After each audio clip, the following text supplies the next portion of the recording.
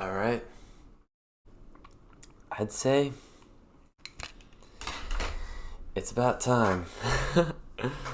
All right. Let's see if you can hear me. Yeah, you can. All right. So we're reading volume 14. I got heavily invested into reading this volume earlier today. And volume 4, Turning Point 4 is coming up. I think we have a few chapters left to go till we reach that point, but can't wait, I guess. Oh man, this is the newest Mushoku Tensei light novel released in English officially at this time. So we'll see what happens. I kind of have a I already kind of got spoiled with Turning Point 4. Kind of know what I kind of know a brief bit of what's gonna happen in Turning Point 4, hence why the thumbnail is the way it is. I did look at the art. I do know who that person is, but as for details, let's just say I'm excited. Let's just say I'm excited to read it. But until then, we got ourselves a spicy chapter in this one. We have ourselves a spicy chapter. Now, I'm a bad reader when I read out loud, so if you don't like what I'm about to do, I'm sorry. Just type in the chat if you don't like what I'm about to do, but here we go. Don't hate me. Just comment if you want me to read out loud. I can't for the life of me. And some of the stuff that Rudia says, I feel ashamed to read out loud, but you know, what can you do? I guess I don't fucking know. Anyway, I have the actual book right here. I was reading it earlier today. I think I've read around 150 or so pages today. We'll see if this turns out to be great. Anyway, I believe I don't want desktop audio. Actually, maybe I do. Give me a second. Give me a second here. Let me get some background music here.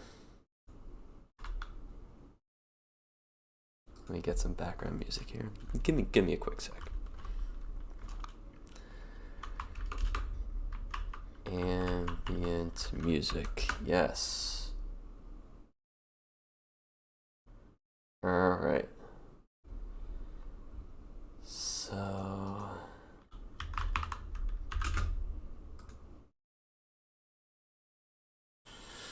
all right. I have music. I'm not sure if it'll fit this chapter, so I'm gonna wait for Turning Point 4 for me to actually put the music on. But till then, let's just start.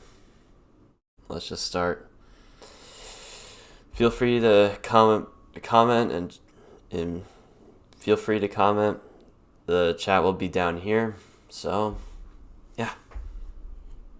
Chapter 7: An audience with the Immortal Demon King. Sorry if to this sum it up, bugs you, but the old you'll get used to Kisirika it. Castle was a did picturesque too. piece of demon architecture. It was built with specially crafted ironstones, and while it lacked the intricate detail and elegance of Perogius's floating fortress, it was still a sight to behold. I'll speed it up. In fact, someone with more practical tastes would probably like. Come on. Its only blemish was a sizable hole in the central tower. Fuck. The place was a tourist attraction, so it was normally open to the public, Good here. provided you paid the entry fee, but the areas you could go into were limited. We were taken straight to the audience hall. Not the spacious, gaudy one used to dazzle sightseers, but a cramped one that saw more regular use. Knights in black armor lined the narrow hall, and their presence made it all oppressive and stuffy. The cherry on top of this displeasing cake was that the throne in front of us was empty. "She sure is taking forever," I mumbled. Zanaba replied, royalty require time to prepare before they receive visitors. Does that include you? Have I ever taken so much time to prepare that I made you wait for me, master? As much as you love the fine arts, you don't seem to have any interest in clothes. Zanaba grunted. It disheartens me to hear you say that. I thought you, of all people, would understand the care I put into my buttons and embroidery. You mean you fuss over that stuff when you're buying it or having it made, right? Not when you're getting ready. We had been waiting for at least 2 hours. Our senseless banter had kept me from being bored out of my mind, but the sun had already set. I wasn't complaining about standing around being exhausting, but I wish they'd given us seats while we waited. Zanaba and I were the only ones in the audience chamber aside from the guards. Ellen, Elise and Cliff had gone off with one of the knights to retrieve the grass we needed from the castle's basement.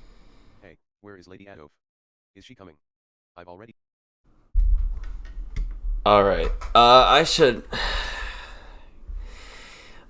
probably clarify what has happened as of late.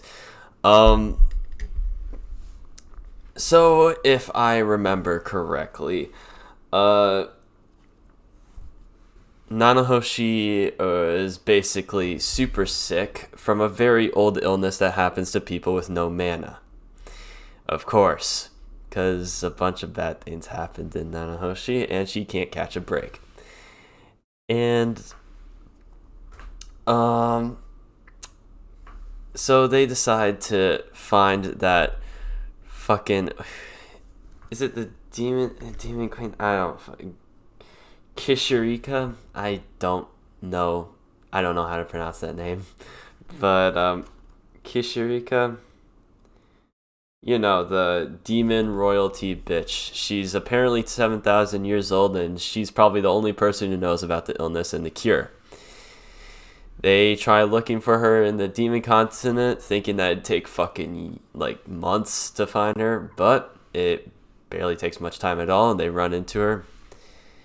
And she says, the cure is like this one type of grass that I grow in my castle, and or demon castles have it. There's a demon castle in that city that they're in, and they try to... What is it? So they are in a pickle because that Kishirika is trying to run away from the current person who's occupying the castle, and because she's a fucking lunatic. And according to Kishirika, she's also a dumbass. I believe both. We haven't met her yet, but I believe both. Just looking at the fucking first few images of the light novel.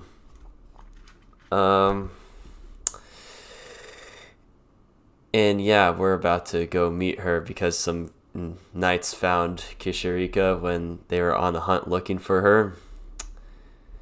And they said if Rudius and his team goes with them, then they'll give Rudius the cure for Nanahoshi's illness.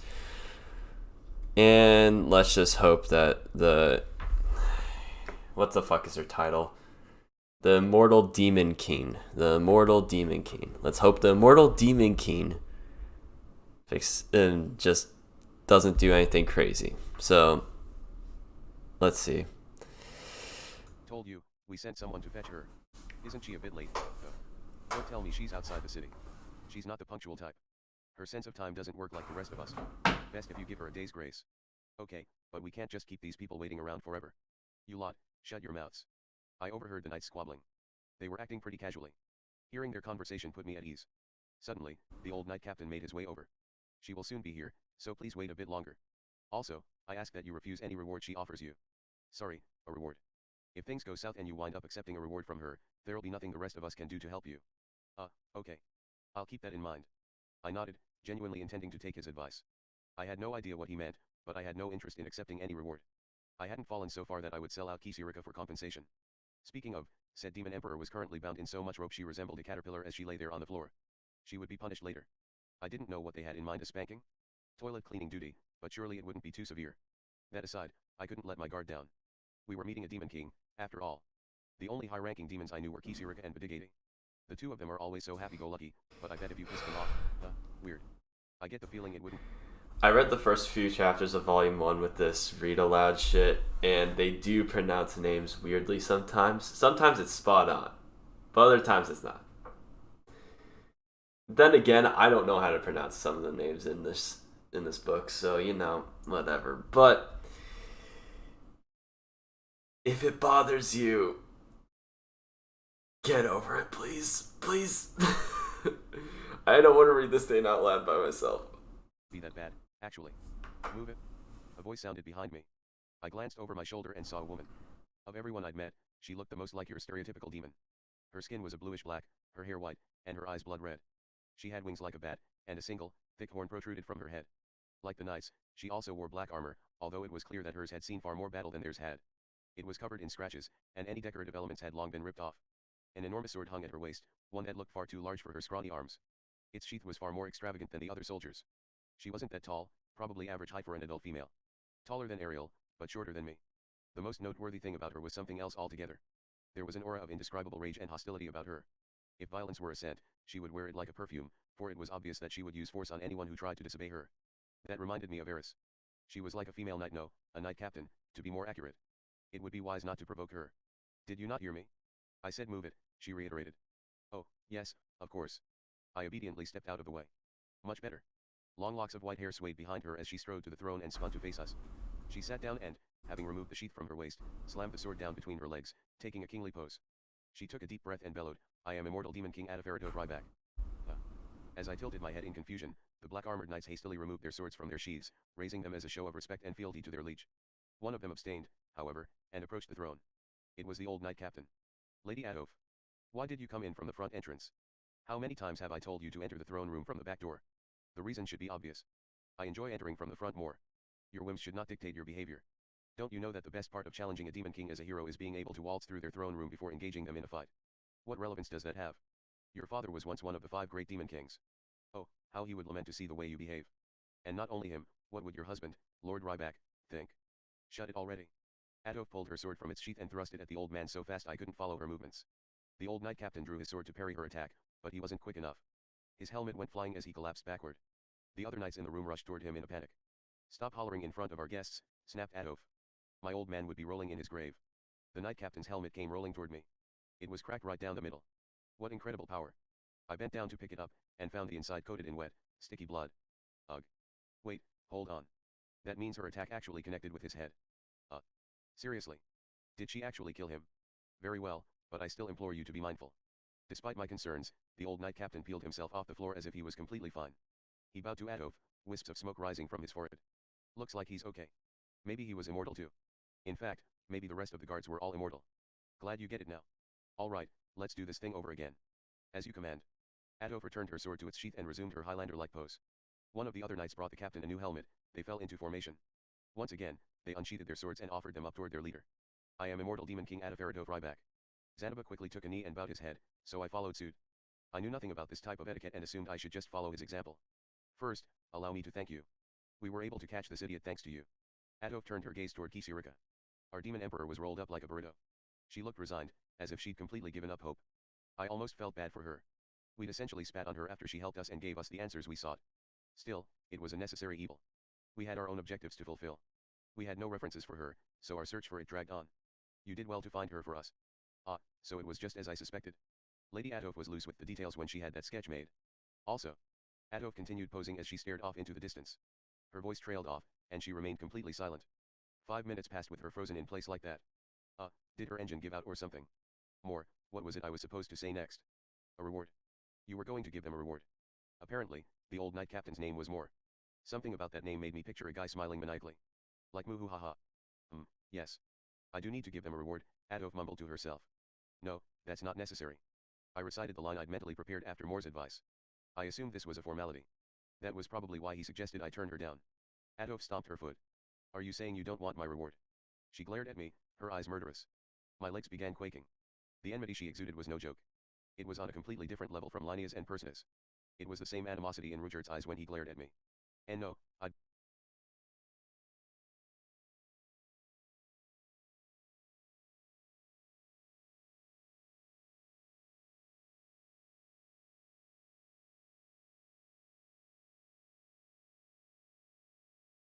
Be happy to receive your reward.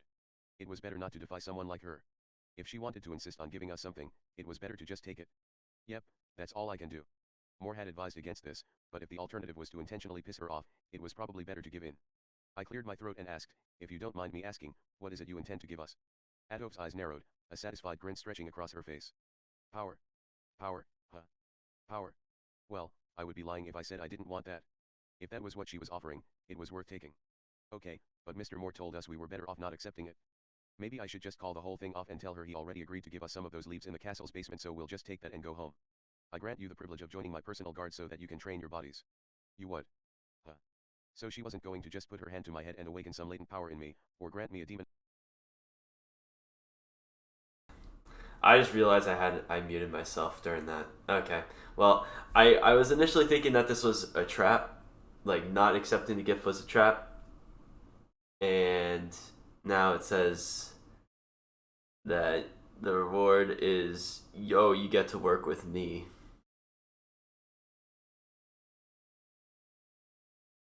Yeah, sure. Sure.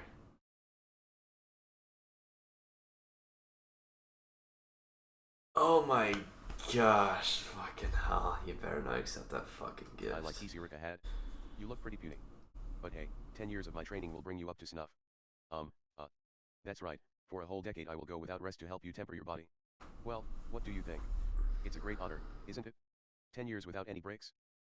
No, I've got 2 wives and a kid waiting for me back home, so I'd like to pass on the whole bootcamp thing if it's all the same to you. Sure, 10 years of training surely would make me a lot stronger, but what would be the point if I had to abandon everything to do it? What would be the purpose of getting that strong? Who was I aiming to defeat? Okay, maybe I could protect my loved ones better if I were stronger, but was that worth abandoning them for a decade? So what do I do? No, I mean, I have no choice but to turn her down. I can't join her personal guard. I glanced at Moore. He shook his head, a look of resignation on his face. I'm sorry, but as great of an honor as that is, I will have to abstain. Nonsense. Now, someone, go bring him an extra suit of black armor and prepare a contract for him to sign. Several of Adolf's personal guards scrambled out of the room at her command.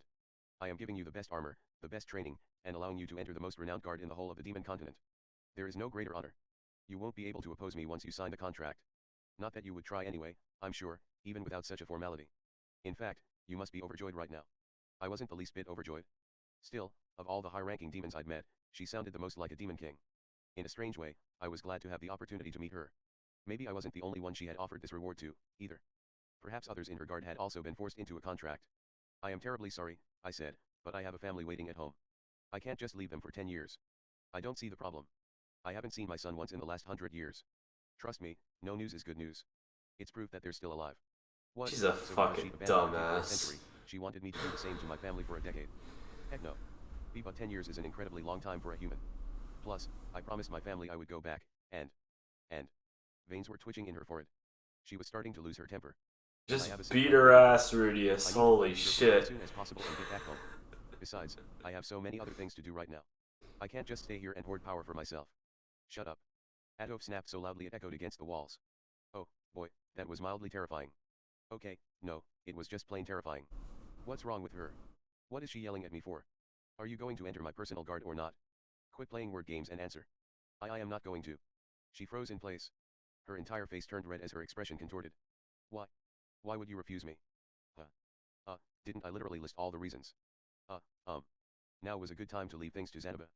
Or at least that was my plan, but I looked over at him, and he practically had question marks dancing above his head as he stared quizzically back. Fucking useless, dude. He had no idea what we were saying. I can't rely on him. So what was I supposed to do? True. The knights had been in high spirits moments. Demon language fucking gets inconvenient sometimes. It was like they were a sports team who had come to play on their opponent's home turf. I told you, Kisirika blurted. She's a complete imbecile. You're better off not getting involved with her. You can't even have a proper conversation with her. Shut up. I'm not an imbecile. Adolf abruptly shouted, drawing her sword. Now I get it. You're making fun of me. No, fucking hell! So you're mocking me. She strode furiously toward us. What? Hey, hold up. Lady Adolf, please try to calm down. You'll break something inside the castle if you keep swinging that thing around. I'm not an idiot, okay? I'm not. She brandished her sword, face contorted in anger, as she stormed toward us. Her guards tried to Oh my gosh, this Adolf fucking shoved them aside and thing. came charging at us like a bull. Oh, crap. Oh, crap. Should I use my magic? No, I might make things worse if I attack her. I'll handle this, Zanaba said. He got up and stood in front of me. He grabbed Adolf's arms as she lunged at us. She tried to kick him out of the way, but he did not budge, as you might expect with the blessed child's power. You are pretty strong. Her eyes widened with intrigue as she stared at Zanaba, a smile curving across her lips. Oblivious to what she was saying since he didn't speak the language, Zanaba berated her. Calm yourself. We mean you no offense. We only want the grass you have in your basement. Stop speaking those weird foreign words at me. She snapped back, uninterested in whatever he had to say. In fact, it seemed she didn't understand the human tongue at all, despite Moore's fluency in the language. Still grasping her sword, Adolf tried to pummel and kick Zanaba, but to no avail. At last, she howled in displeasure. You freak, you're as hard as a rock. Interesting. With that, she severed her arm with her sword, freeing herself from Zanaba's hold. That's right. Adolf cut off her own limb with zero hesitation. In class, that was the nuisance holding her back. She severed... What the fuck is this? I'm trapped. Cuts off arm.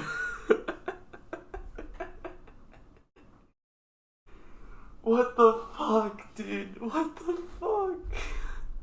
With the casual indifference of someone snipping off a loose thread after their sweater got snagged. The moment her arm separated from her body, it turned into a flaccid lump of flesh.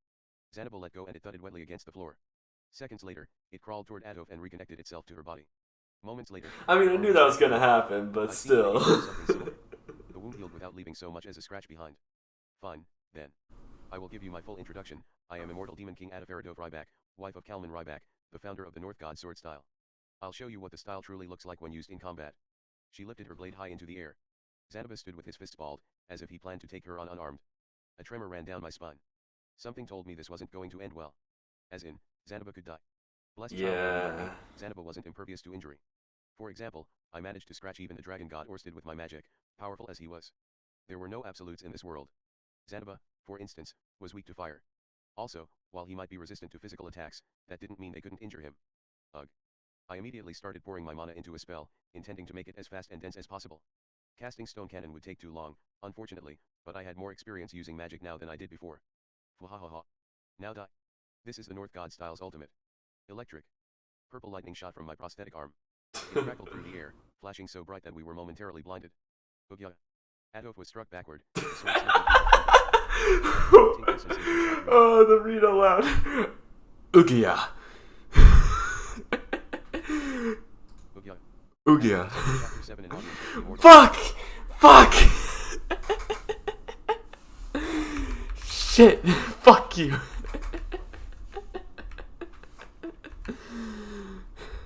Let's hear this again. Ugya. Was struck backward, the sword slipping through her fingers. Not one to miss an opportunity when his opponent was Ugya. Zanaba launched his own attack. His fist landed right in her face. Yeah. Her features contorted as she rocketed through the air, slamming into the castle wall. It shattered under the force of her collision, and Adolf went tumbling out along with falling debris. Lady Adolf. The knights bunched by the hole in the wall like a group of fussy sparrows. I made a mistake. I was so focused on protecting you, master, that I didn't hold back. I wonder if that killed her. Nah, I'm sure she's still alive. They did call her Immortal Demon King for a reason. The problem was what would happen now. Oh, no, now they've really done it? Yeah, this is bad. I can't believe it. 20 or so of the black armored guards crowded us, muttering amongst themselves. I was sure they weren't going to let us leave after what we did to their master. I lifted my staff, ready to take them on. This was my fault. If only I had listened to Moore's warning, this never would have. Wait, was I really at fault here? I kinda don't think I am, actually. I couldn't have known she would react like this, and even if I had turned her down from the beginning, the result would have probably been the same. Anyway, I can save the blame game for later. Right now I have to figure out how to get out of this situation. And yet, as worrying as it was to have these knights surround us, they didn't draw their swords. They merely stared at us. Zanaba held up his empty fists. Perhaps I should have conjured a weapon for him before we got here. Now I didn't have the time. Perhaps there was a log somewhere in all the debris from the broken wall. You two. Moore strode over, acting as their representative. He was speaking in demon tongue this time. I must ask you again, on behalf of my lady, are you sure you don't want to join us? We'll pass, I replied, without hesitating this time. Lady Adolf has an affinity for strong individuals. Considering you were able to stop her before she used her ultimate technique and you sent her flying through the castle walls with a single punch, I'm sure she'll want you even more now. Big surprise there. All of the demon kings I'd met or heard of were like that. Not a single one of them was sane. That said, none of the guards made a move to apprehend us even though they knew Adolf would want us. In fact, after watching Adolf sail out of the castle, a few of them had said things like, whoa, look at her go, and well, that's what she gets for letting her guard down, and tisk, tisk.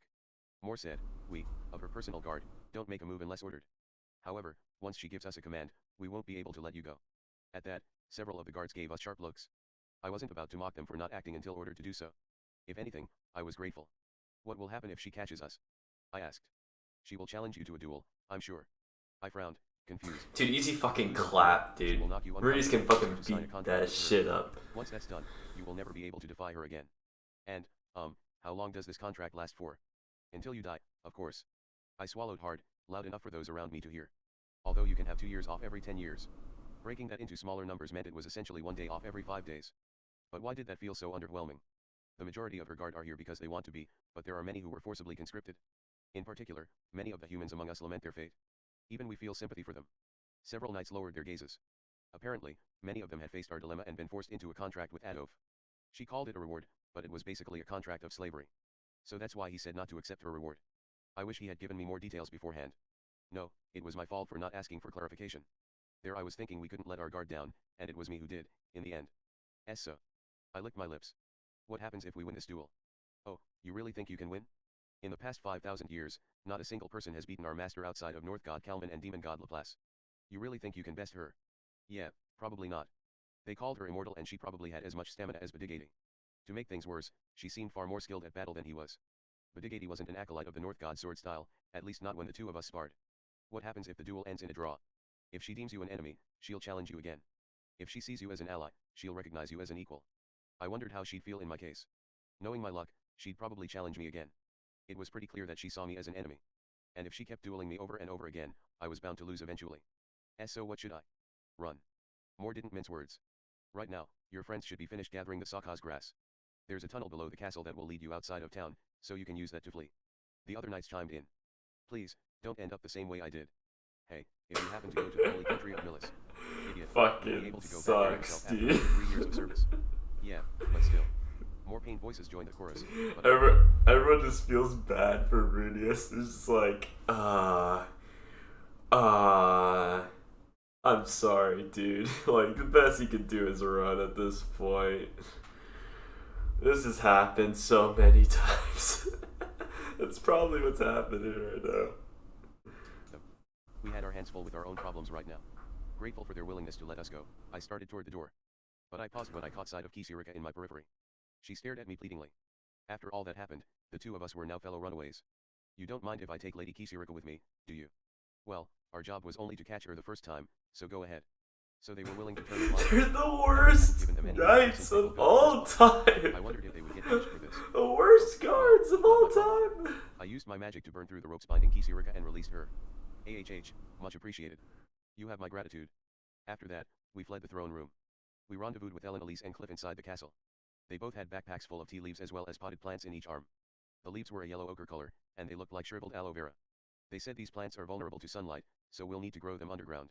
They gave us a memo to take home, but I can't read what was written on it, said Ellen Elise. Either Roxy or I can read it later, but we need to hurry. Did something happen? I explained the situation, and Ellen Elise didn't look the least bit surprised.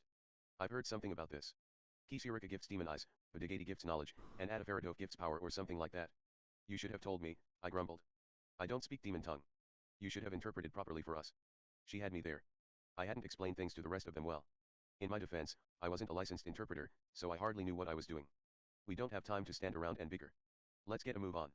So, should we take the underground tunnel or go back the way we came? Cliff's words brought my attention back to the pertinent issue at hand. Adolf was probably still rearranging her face after Zanaba smashed it in, but she could come at us at any time. No doubt she'd be even more fired up after what we did to her. You should give up on the tunnel, said a voice from below. I looked downward at Kisirika. When we first met, we were about the same height, but I had shot up in the years since and had to crane my neck to look at her. I thought about not saying anything to pay you back for betraying me, said Kisirika, but Betty destroyed that tunnel during Laplace's war. Seriously? Indeed. That man you spoke with is a turncoat. Moore is Adolf's right-hand man, after all. He spews nothing but lies so he can rig things in Adolf's favor. Despite what he said, he probably started plotting against you the moment you fought her. I didn't fully trust anything she said, but she was likely right. He might have deceived us, intending to corner us when we discovered the underground tunnel was a dead end. Moore, you bastard. I can't believe you betrayed us. But hold on, even if he had deceived us, at least he didn't attack us while we were in the throne room. And although Adolf seemed to bully him as well, that didn't automatically mean he was on our side. Plus he had provided the grass we needed, a memo with instructions, so he wasn't entirely bad. Maybe we were the ones at fault for spurning his good intentions and straining his relationship with Adolf. I should have just handed Kisirika over, flat out turned down her offer, and hurried back home. Maybe that would have soured my relationship with Adolf, but I would have taken that over what we were currently facing. If he really is as shifty as you claim, wouldn't it have been better for him to capture us back in the throne room? I asked. This is Adolf we are talking about. She likes to chase her prey and corner them herself. Makes sense. So he's setting things up for her. That kind of finesse was probably important for a man in his position, serving a demon king like Adolf. Although I wondered if the other knights knew about his ulterior motives. So what you're saying is we should make our escape above ground, right? Indeed. The rest of her guard should be busy with inspections right now. That's right, they were conducting an inspection near the entrance when we came in. Adolf's entire personal guard would be gathered inside the castle right now, meaning the entrance was unguarded. But considering they let us take you, maybe they figured you would give us this information and lead us above ground. Or perhaps, unbeknownst to you, they've actually repaired that underground tunnel. If you're overthinking it that much, then it doesn't really matter which way you pick, does it? True, it was a gamble either way, guessing which route the enemy would use to pursue us. Miss Elise. I turned to her. Which one would you pick if it were you? If it were up to me, I certainly wouldn't pick the route that had a high chance of leading us into a dead end. Zanaba. Enclosed spaces are easier for me to fight in. And Cliff. I'd also go above ground. I don't like dark places. Awesome, we'll go with the majority vote then. Okay, above ground it is, I declared. Miss Elise, you take the front and lead us straight to the teleportation circle. Zanaba and Cliff will follow right behind you, and I'll bring up the rear. Zanaba and I can carry all the luggage. I took the backpack and plants from Elise. It was better for Zanaba and I to carry these things. It was okay if I was burdened because I could just use magic, and Zanaba's superhuman strength allowed him to bear a heavy load with ease. And what, pray tell, should I be doing? Kisirika demanded. As for you, your majesty, Zanaba is carrying all that luggage anyway, so why don't you sit on him? Very well. She obediently perched on his shoulder. That was supposed to be a joke. But whatever, that's the safest place for her to be anyway. Alright, off we go. We ran for the castle exit. As soon as we slipped out of it, an angry voice erupted in the distance. Moo. After the If I wasn't scared before, I sure am now. After the Darkness hung over the town as we scrambled down the main thoroughfare. As much as I wanted to melt into the shadows, the whole area was too well lit. Light pouring from the crater's walls shone down on us. Picking the above-ground route had been the right choice. There wasn't a single black armored soldier in sight, and none chasing us. Kisirika had been right on the money. Right now, the guards were probably preoccupied searching the underground tunnels. If we were lucky, Adolf might give up her pursuit, but that wasn't likely. After all, we had taken Kisirika with us. That only gave Adolf more incentive to track us down. As we broke away from the main street, we passed by the Adventurers Guild. I wondered if Nakopro was still inside. I never thought we would leave the city this quickly. We had already paid our lodging fees for the night, and our clothes were still in our rooms. It was a waste to leave those things behind, but they weren't that important. Better to cut our losses. As we passed through the mostly deserted marketplace, I spotted the alleyway where we'd once dyed Rudyard's hair. We ended up fleeing the city back then, too. It was hard to believe the same thing was happening again. I honestly had nothing but bitter memories of Rikarasu. Finally, we arrived at the large crack that made the city's entrance. There were a couple of guards posted there, but no soldiers in black armor. One had the head of a lizard, while the other had the head of a pig. They stared in confusion but let us slip by. The teleportation circle wasn't far from the city's outskirts. We looped around the perimeter of the crater. Oh? Where is it you're going? Kisirika asked. There's a teleportation circle in this direction. It's what we used to get here. You don't say. Hard to believe such a thing still remains out here, but then Agiagic. Bit my tongue. We had left a marker in the ground to guide us back when it was time to leave. There would be no problem locating the circle. It was dark outside the city, but Elanali's self-vision would guide us. We need only turn left at the mark, scale up the slope, and then the teleportation circle would be right in front of us. As we reached our marker, I skidded to a stop. I had no other choice. You took your time getting here. Above us on the slope, right at the entrance to the teleportation circle, stood Adolf. She was joined by no less than 10 of her guard. At that moment I noticed the hole in the ground near the entrance to our magic circle. Perhaps that was the exit to the tunnel that ran under the castle. Moore never fails to impress. It was just as he said. I'll be sure to praise him later, Adolf mumbled to herself. He read our movements. No, that wasn't it. They managed to head us off. It wasn't our movements they had read, but our destination. Well, you sure did get here awfully fast, didn't you? I said awkwardly. Flying here was simple. I could see you and your comrades easily from the sky. As she answered, her wings twitched behind her. It looks like Moore caught up as well. I glanced over my shoulder and a band of black armored knights were making their way toward us. They must have looped around the edge of the crater as well. While Adolf made her way here from the sky, 10 of her guards had taken the underground passage, and the rest pursued us above ground. So they used every route at their disposal to chase us down. It was obvious when you thought about it. They weren't inspectors any data, so they had to split up this way. If they knew our destination, they had every reason to check every possible escape route. Guards fanned out behind us. We were surrounded. There was nowhere for us to run. Our only way out was sealed off. Moore, you did a splendid job.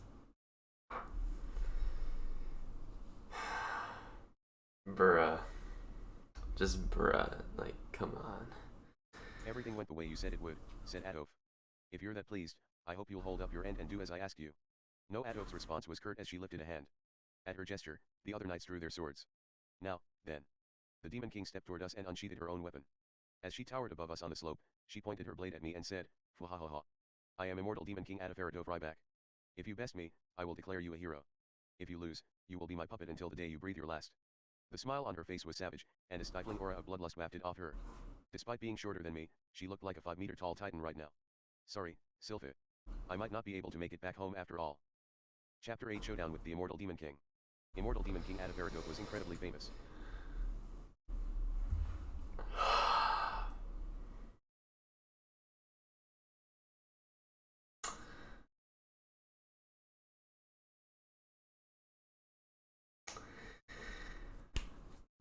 Toph is a fucking dumbass. Something's telling me that Rudius is gonna win this. Maybe because we have like 13 more volumes or 12 more volumes after this. Maybe it's because I see art that takes place in not the Demon Continent after this. Spoiler alert, Rudius somehow gets away. I'm not sure if he's gonna win or not, but let's just keep looking. She was the daughter of one of the 5 great demon kings, Immortal Necros Lacrosse.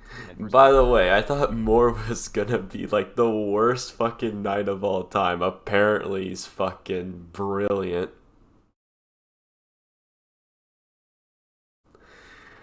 I thought he was gonna be the most unloyal freaking guy, because I thought, hey, he got in the same situation as Rudius, right? He's probably feeling bad for him. Nope. Fuck you, Rudius. A name for herself during the Second Great Human-Demon War. Adolf was a paragon of the demon race. Although she lacked smarts, she possessed insane battle prowess and stamina. She was feared as a savage demon king. Her subordinates compensated for her intellectual shortcomings with their strengths, but when they had their supply route cut off during the war, they were all wiped out. She was then captured by the humans and sealed away. It wasn't until Laplace's war that Adolf revived. Laplace was the one who gave her a new life, and she made a name for herself as a demon king, working beside him. When that conflict ended, she lost to North God Kalman and capitulated. According to one story, North God Kalman left a child with Demon King Adolf, and it was this heir that became North God Kalman. To another suggested that North God Kalman imparted the wisdom of his sword technique to the Demon King. Yet another claimed that Demon King Adolf was the one who taught North God Kalman to all he knew.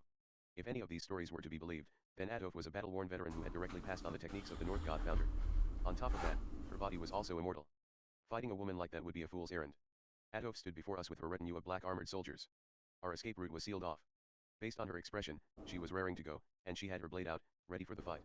Come, I'll take all 4 of you at once. Adolf made no move to initiate the battle, but merely raised her sword and scrutinized us. She meant it.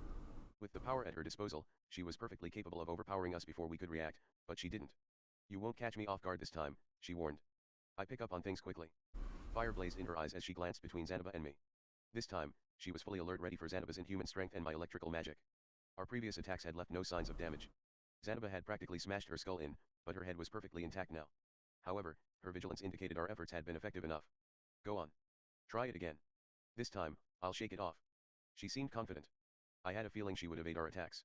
The Water God style allowed a person to counter magical attacks. I didn't know all that much about the North God style, but then again, she was a demon king. I was sure my magic wouldn't have much effect on her this time. I've activated my demon eye, but will seeing a second into the future really do me any good against an opponent like her? As I debated how to handle this, I decided that creating an opening was my best bet. But what do I do after that? And even if I do create an opening, will my magic work against her? Even the most powerful stone cannon I could muster wasn't enough to fully kill the Digating. Plus, Adolf was prepared for my attack. If she defended, my magic wouldn't. Rudius. Elena Lee suddenly whispered into my ear. Let's at least sneak Cliff through so he can teleport out of here. I glanced over at Cliff. He was bravely staring Adolf down, but his legs were trembling. He would be useless in battle. If we send him off with the tea leaves, plants, and Memo, he should have enough to save Natahoshi, Elena Lee continued. Yeah, you have a point. She was right. This was our best option. We had to save Natahoshi. That was the whole reason we'd come here. Nothing was more important than achieving our objective. Even so, I still wanted to make it home alive. No, even if I'm defeated, I probably won't die. I just won't be able to see my family for at least a decade, and I sure don't want that. We could also call in reinforcements. I am sure Perogius has had dealings with Adolf in the past. Surely he would help us. Perogius and his 12 familiars, now that was a thought. Maybe we could get him to back us up. Considering how arrogantly he acted, surely he had enough power to fight Adolf. All right, I said, let's do that. Think you can convince Cliff? I'll give it a shot. Ellen Elise slipped toward him. The three of us, Zanaba, Ellen Elise, and me, could create an opening for Cliff to slip through and teleport back to the fortress. While he persuaded Perogius to come save us, we would have to hold out against Adolf. Assuming Cliff succeeded, Perogius would then come to our rescue. But would that work? Could we really hold out that long? And could Cliff actually sway Perogius into helping? If Cliff took too much time, we might lose and be forced into a contract anyway. Still, if Cliff went back, at least Natashi would be saved. That was the whole reason for our endeavor. But I also wanted to go home. Ah, crap. I'm just spinning my wheels at this point. I took a breath and told myself, calm down. First, we needed to immobilize Adolf for a short time. During that window I would disperse the other knights with my magic so Cliff could escape. Depending on how things worked out, the rest of us might even be able to flee with him. Alright, let's do it then. We might not be able to beat Adolf, but we could absolutely beat her personal guard. Let's do it. Let's smash them to bits, murder them all. If that's what it takes for me to get home, I'll do it. Okay, you can do this, Rudius. This time you're not going to be all talk and no action. Got it? Fear not, master. Even at the cost of my life, I will hold Demon King Adolf in place. Zanaba had nerves of steel, and he was perfectly calm. That was reassuring. Why did he always manage to sound so heroic at these times? Was this some kind of stage play or something? If I were a woman, he'd sweep me right off my feet. Nearby, Kit and Ellen Elise were whispering. The problem is, I don't know if I can outrun them. My legs aren't terribly fast, especially if I have to carry all of them with me. Rudius and I will stop any pursuers you might have, Ellen Elise promised, keeping her voice hushed. Just don't look back and don't give yourself time to think. Count your steps and run as fast as you can. Try not to trip. But I should join you guys in battle. We can't win, not even with all four of us. We need you to call back up. That's your duty in this fight, and it's an extremely important one. Okay. Yeah, I understand. It was 30 strides to the teleportation circle from here. Not so close, but also not so far. If Cliff ran with everything he had, he would be able to make it. After a minute or two, Ellen Elise returned and said, okay, I convinced him. I glanced at Cliff. He nodded, wearing the determined look of a man dedicated to fulfilling his duty, and not that of a man running from battle. Ellen Elise had done well to tell him that his role was a key part of the fight. She was never so happy. I wouldn't have been able to convince him so handily. Zanaba and I will distract Adolf and create an opening, said Ellen Elise. Rudius, you use that opportunity to disable the guards in the surrounding. You arrogant bastard. With that, our path was set. We turned to face Adolf. She still had her sword at the ready as she glared at us. Think you can beat me? There were no enemies behind her, but we were standing on a slope and the ground beneath us was unsteady. I worried whether Cliff could really run past without falling. All we could do was believe in him. Zanaba, Miss Ellen Elise, I'll make the initial attack with my magic. Sounds good. I turned to Adolf and I lifted my staff. I was going to use my old handy-dandy stone cannon. Perhaps lightning was a better pick, since it was king tier magic with the best firepower when facing a single opponent, but at this distance, we might get caught in the spell. I wanted to avoid being a total idiot and wiping us out with my own magic. Phew.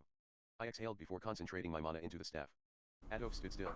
She already knew that I could use magic without reciting any incantations, but she made no move to interrupt me. That worked out perfectly for me. My eye of foresight read her movements. Adolf will deflect my stone cannon with her sword. People said my stone cannon was at an insanely high level of magic, but even that wasn't going to work against Adolf. Maybe electric would work better? But can I really use a spell she's most on guard for? Master, I swear I will follow up whatever attack you unleash, so please have faith in me. Zanaba stared straight at me, eyes brimming with confidence. Yeah. It was reassuring to hear him say that. Clearly, he had some kind of plan. In that case, I'd just follow his lead. Alright, then here we go. Yes, master. I unleashed my stone cannon after packing all the mana I could into it. A high-pitched sound split the air as it raced toward Adolf. I see right through your attack. She left an afterimage behind as she reacted. Although calling it an afterimage was an exaggeration, she barely moved her arm, changing her sword's direction ever so slightly. In that instant, my stone cannon connected with her weapon, sending sparks everywhere. My attack was deflected, whipping past Adolf and slamming into a boulder on the slope. Huge plumes of sand shot up. I knew it. That spell is no good against her. Grey-a-a-a. Zanaba flung something at Adolf. Kwaya-ha.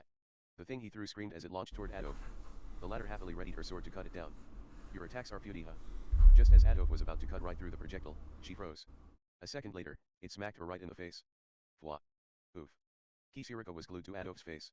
She had been riding on Zanaba's shoulder only moments earlier. Gross. You smell like shit. At least take a bath. You know. Excuse me, it's not like I wanted to hire you up. Adolf wouldn't let Kisirika finish. She peeled the potent smelling demon emperor off her face and hurled her into the air. Kisirika went tumbling. MVP! Inside our fighting radius. Disgusting. What were you thinking, throwing something like that at Wa? As Adolf yelled in exasperation, Zanaba clenched his fist and charged at her. Ellen Elise slipped behind him, hiding in his shadow. Crap. I could see where this was going. So you slipped past my defenses. I like your spirit. Hey-ah. Zanaba threw his fist. The strength behind it was enough to make my hair stand on end. His punch cut straight through the air as it closed in on her face. Adolf tried to deflect the blow with her gauntlet. Gah. But she failed. His fist slammed against her glove, causing her to stumble as her armor warped under the force of his blow. Ha! Zanabo followed up with another swing. He took a large step and drove a fist toward her torso. Weak. Adolf grunted. His attacks weren't enough to force her back. Even with the awkward stance she found herself in, she still managed to swing her massive sword. A loud crack echoed as her legs bent and she drove the full force of her sword into Zanaba's torso. Urg. Zanaba's face contorted in pain as he dropped to one knee. Even my stone cannon wasn't enough to make him flinch, yet with a single attack, she had forced him to the ground. Adolf glared at him and snorted. You have an impressive body, but don't forget, there is no such thing as the perfect defense. My husband, Kal, was the one who got. Ha. Midway through her speech, Elise popped out from behind Zanaba, using his back as a kick-off point. Her attack, backed by centrifugal force, sliced through the air as she connected with Adolf's bare neck. Her blade was deflected with a noisy clang. No skin would make that sound. Adolf must have been using battle aura to protect herself. I'm not finished yet. As soon as Elise realized that wouldn't work, she backed down. She brought her shield close as she redoubled her efforts, thrusting with her weapon. Invisible shockwaves surged in Adolf's direction. Adolf didn't flinch. Maybe Rudius might not win. As though some sand had gotten in her eye. Your sword is too weak. See, this is how you do it. Come on, Cliff. Swung her massive sword. Come on, Cliff. Took a step back in an attempt to dodge, but KHH. Elise lifted her shield at the last second. In the next instant, a deep sound echoed and Elise went spinning through the air. She rolled across the boulder-strewn ground and leaped back to her feet much like a cat. Fear shone in her eyes. Her attack had been ineffective. Adolf had created shockwaves merely by swinging her sword. If Elise hadn't blocked them with her shield, they might have sheared right through her. Your footwork is impressive, I'll give you that, said Adolf. If you train under me, you might. Gray-a-a. Zanabo leaped up, throwing his arms open as he charged at Adolf. He wrapped his arms around her from the front, binding her in place, then lifted her up until her feet no longer touched the ground.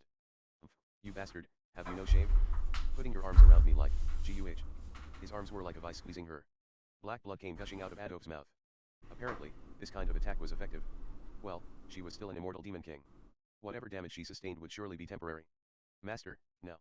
His words brought me back to reality. He had Adolf restrained. This was our chance. Cliff, go now. Go, Cliff! Go! Get out there! Knock out all the enemy soldiers. Okay. As Cliff started running, the nearby knights snapped to attention and readied their swords. Sadly for them, it was already too late. Frost Nova. A chill surged from my staff. The ground crackled as it froze over, and icy fingers sped toward the knights surrounding us. Guh. While confusion overtook them, my spell locked their feet in place. Our victory was assured. I had caught them all off guard, they had no opportunity to shake off my attack. Or so I thought. A voice sounded out, raging flames consume my body. Burn in place. A wave of heat spilled from one man, enveloping the others. That warmth began to counter my Frost Nova. The man who had cast the spell had steam pouring out of his arms as he defrosted the ice. So it was more. The old knight captain had started his chant the moment I lifted Fucking more, I swear. I swear more. The amount of magical power he possessed, as well as how quickly Fuck he finished his you. incantation. I hadn't pulled my punches with that spell. However, his magic only managed to free him and the two guards closest to him. The others were completely encapsulated in ice. There was still a great difference in our magical power, and I'd won that battle. And now I've killed for the first time.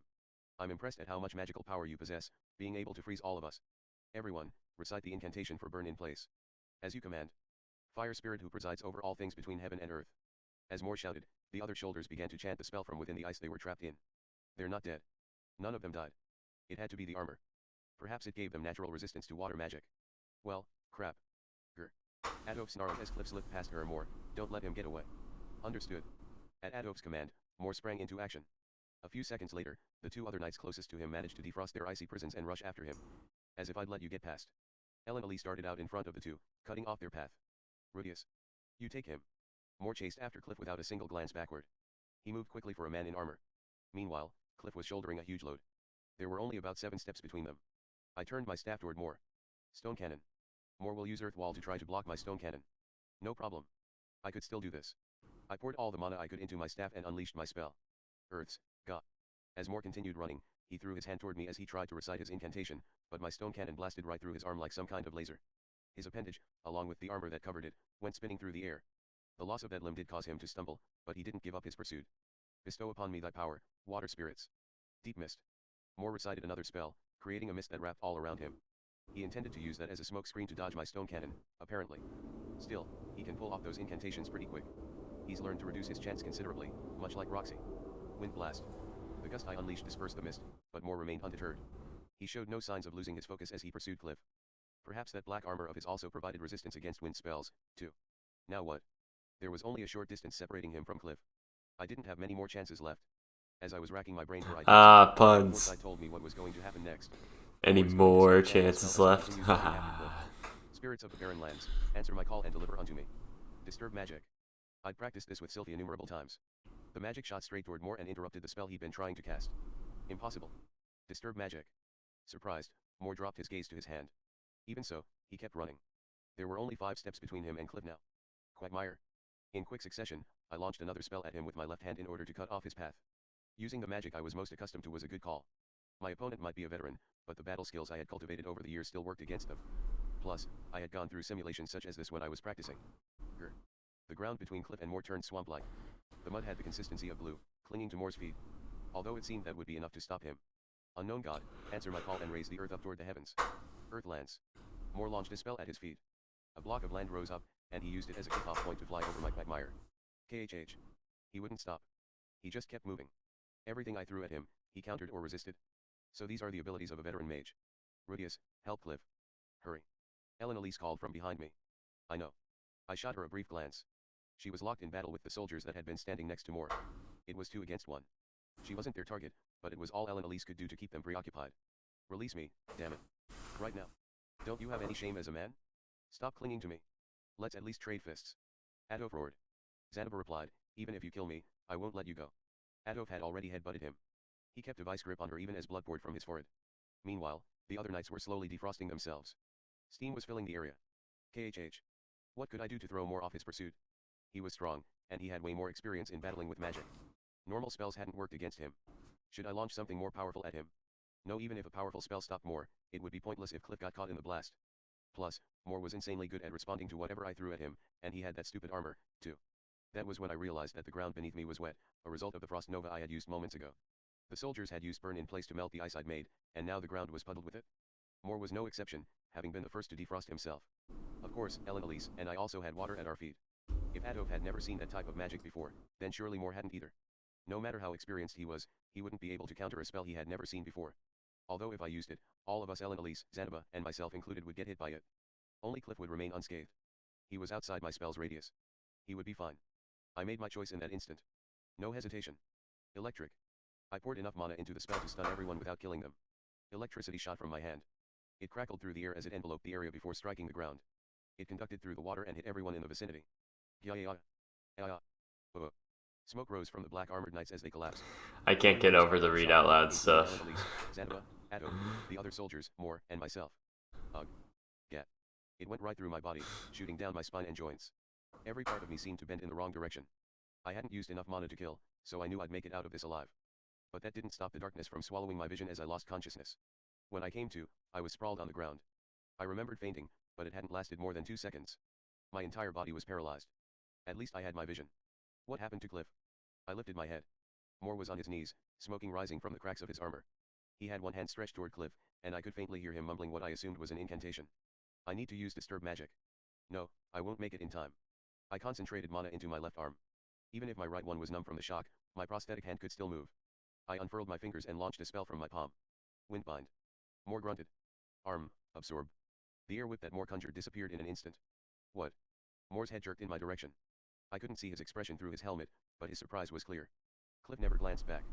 He was only 3 steps away from the magic circle. No one could catch him. Thanks to my magic, they couldn't even try if they wanted to. My spell had paralyzed Adolf as well. Her eyes were wide open, staring me down like a tiger. Bastard, you actually got us. That was some weird magic you used. I remained silent. Still, something for me to look forward to. I can't wait for you to be my subordinate. Kahihi. I've been wanting a mage like you. I'll take good care of you, I promise. Kahihi. She grinned maniacally at me. I stared back at her, uncowed. Being an immortal demon, I was sure she would recover quicker than me. There would be no more escape. We couldn't resist her. Zanaba was out cold. Although he still had his arms wrapped around Adolf, they looked ready to give way at any moment. Given his low pain tolerance, he would probably be unconscious for a while. This was the end.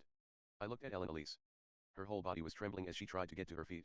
She had probably taken the same amount of damage as me, but she wasn't going to let that stop her. She hadn't given up yet. Once you give up, it's all over. The white-haired coach in Slam Dunk said that too. With a little effort, I could do the same. Come on, let's do it. Let's go home. I want to go back. I have to. And when I did get home, maybe I would have a little sexy time with Sylphie. And Roxy too. Of course. Of course. Plus, I promised to teach Norn swordsmanship and magic, and I was looking forward to eating Aisha's rice. Lilia had a huge burden on her shoulders, looking after my mother. Surely Zenith would get her memory back eventually, though. When she did, we could go visit father's grave together. Yeah, that's right. We'll keep smiling together, just like we always have. My life in this world was so insanely enjoyable. I had to protect it. I had to. Okay, I can do this. Move, Rudius. I don't care if it's just your arm, you can at least use magic. What about my staff? Where did it go? I needed that to use my spells. Ah, there it is. As it turned out, I had been lying on top of it. Sorry about that, Aquahardia. I'm sure I must have been heavy. Anyway, I could do this. I just had to hold out until help came. That was all. There was no need to win. Please, Master Cliff. I know you probably hate Perogius's guts, but I beg of you, please persuade him. I don't care if you can't do it immediately, but if you could at least send some backup within a year, that would be awesome. What? Elise let out a strangled gasp. My head jerked up, and I followed her gaze. Cliff had just arrived at the entrance to the underground ruins, where he ran into one of the black armored soldiers. No way. One of them had been inside there this whole time. Ah. Why hadn't I considered that possibility? That gap was obvious enough. No matter how stupid Adolf was, of course she would investigate the ruins. A darkness spread inside me. The emotion that overcame me was one I was very familiar with: despair. It made me want to scream, to slump over in exhaustion. Never again would I see Sylvie or Roxy.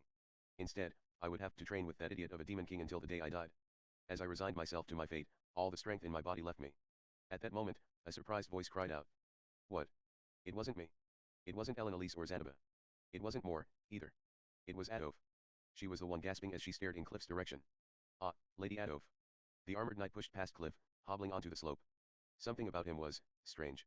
The magic circle in there, it leads to Peru. In the next instant, something cleaved horizontally through his body. He was split in two. The glowing individual who appeared behind him had silver hair, small golden pupils, and white clothing covered in specks of blood. Immortal Demon King Adafaradov. The man who appeared at the entrance to the ruins spoke fluent demon tongue. I would never have expected you to be here. Though I did consider something like this might happen when I connected my teleportation circle to the one here by Rakaratsu. A number of people tailed him. Two that I recognized were Arimanthi the Bright and Silveril of the Void. I had yet to learn the names of the others, but there were 6 of them in total. Your filthy soldiers have sullied my fortress with their blood. Cliff, you fucking mad lad. Good job. Good job, Cliff. You did it. You did it. I really thought Rudius was gonna win that fight. I really thought he was. I mean, he managed to damage Orsted. So I was like, maybe Atof would lose. Especially after that lightning attack just fucking annihilated her, but if a stone cannon doesn't work, what you gonna do? It's the case with every single fight. Stone cannon doesn't work, give up. Concede. Done. Makes sense. Adolf made it here before we did. She must have found the entrance to the ruins and ordered her soldiers to go in and search. Those who found the teleportation circle would have no doubt entered to see what was on the other side. Thus, demons entered Perogius's floating fortress. Pierogius. Adolf howled. The armored dragon king himself stood before us. The moment Adolf spotted Perogius, the atmosphere around her changed. The hostility that oozed from her was like nothing we had seen before. The way she bared her fangs and glowered almost made me wonder if he'd murdered her parents or something. Perogius, you bastard. Although her body was still numb from the shock, Adolf pulled herself up and shoved Zanaba away. His body fell, completely limp. She ignored him as she kept her gaze trained on Perogius. Her wings began beating rapidly as she focused her strength into her legs and tried to launch herself forward, but her knees gave out from under her. Ha, ha.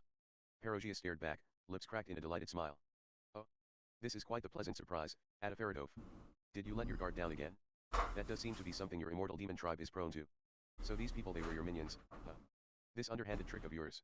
Was it all so you could kill me? What happened to the oath you made to Kal? Perogius chuckled as he looked down his nose at her. Overcome with anger, Adolf screamed at him. Moore tried to make his way over to her, feet unsteady, but he wasn't able to reach her. The only ones who were unscathed from my spell were Perogius and his familiars, as well as Cliff.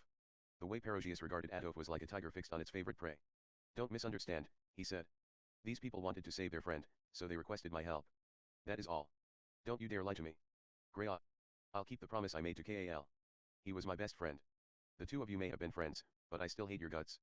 After a long pause, Perogius replied, I also detest people like you. You're a fool who won't listen to reason. He lifted both arms, palms raised up. Adolf's face turned pale. And no, you wouldn't. He ignored her protests and began chanting. This dragon lives only to serve. His claws are so long and sharp, he can never clench his hand. I felt like I had heard this somewhere before. When rage consumes him, He cannot close his fist. Although his claws may break and his fangs fall out, you shall soon realize what emotion consumes this faithful dragon as he abandons his devotion. Perogius spit out each word, one by one. As he did, nearby mana coalesced around him. O Dragon General, thou who was the third to die, whose eyes were the sharpest, whose body was covered in white scales, I, armored dragon king Perogius, summon thee. By the time I realized what was happening, Adolf was surrounded by two gates, blocking her off from the rest of us. Both had minutely detailed dragons carved into them and were very ornate. One was silver, while the other was gold. They came rising out of the ground as Perogius continued his incantation. Open, rear worm gate. Back and forth, front worm gate. As he commanded, they burst open. Something came pouring out of the right one and filtering into the left. It wasn't wind. It was something that couldn't be seen with the naked eye, something I knew well. Mana. He summoned those gates to absorb mana. My own magical power was being sucked out of me. It wasn't the same experience I had with Orsted. The drain was faster this time, more intense as it sapped my stamina. No, Lady Adolf, please run. Moore, who had been crawling toward us, collapsed completely. Adolf's legs were still trembling violently under her as she pinned Perogius with a glare. Perogius. Her body looked smaller than it had before. Perhaps those gates were absorbing the battle aura she had wrapped around her. Do you seriously intend to break your oath? I won't break it. However, this is an exceedingly rare opportunity that I cannot afford to pass up. Perogius lifted his right hand. It had turned white, radiating with light so bright that it bathed the entire area. Armored Dragon Strike, first slash. He dropped his hand. All of the light pierced straight through Adolf. I won't forget this, Perogius. Her entire body froze in place. Time seemed to lag for a second, and then she was hurled back through the air. Her body split in half as she went tumbling out of view. It's not as if that will kill you, anyway, Perogius muttered to himself. Having lost interest, he turned on his heel to leave. Silveril, collect the other 4 and tend to their wounds. And what of the other soldiers? Dude, Perugia's is fucking brutal. Kisirika was toppled on the ground. The moment Silveril mentioned her, she twitched in place. Apparently, she'd been hit by my electric attack as well. Sorry about that. Leave her as well. As you command. Apparently, he was going to overlook Kisirika. Thank goodness. Phew. As Silveril and the others approached, I breathed a sigh of relief. We're saved. After that, Perogius's familiars helped us back to the teleportation circle. All of us had to use their shoulders for support as we walked except for Cliff, of course. He spoke to Kisirika while the familiars tended to us. By the time I looked in their direction, Kisirika was cackling to herself as she disappeared into the distance, free again. The next time we saw her, I hoped we would have an easier time finding her, but that wasn't really important right now. After we had all teleported back to the fortress, Silveril severed the connection between their circle and the one near Rikarasu. There was no longer a path back to the demon continent. We were guided to the sickbay for treatment for electrocution. Cliff looked after us. He actually volunteered himself. I've never seen burns like this before, he muttered as he used his magic to heal us.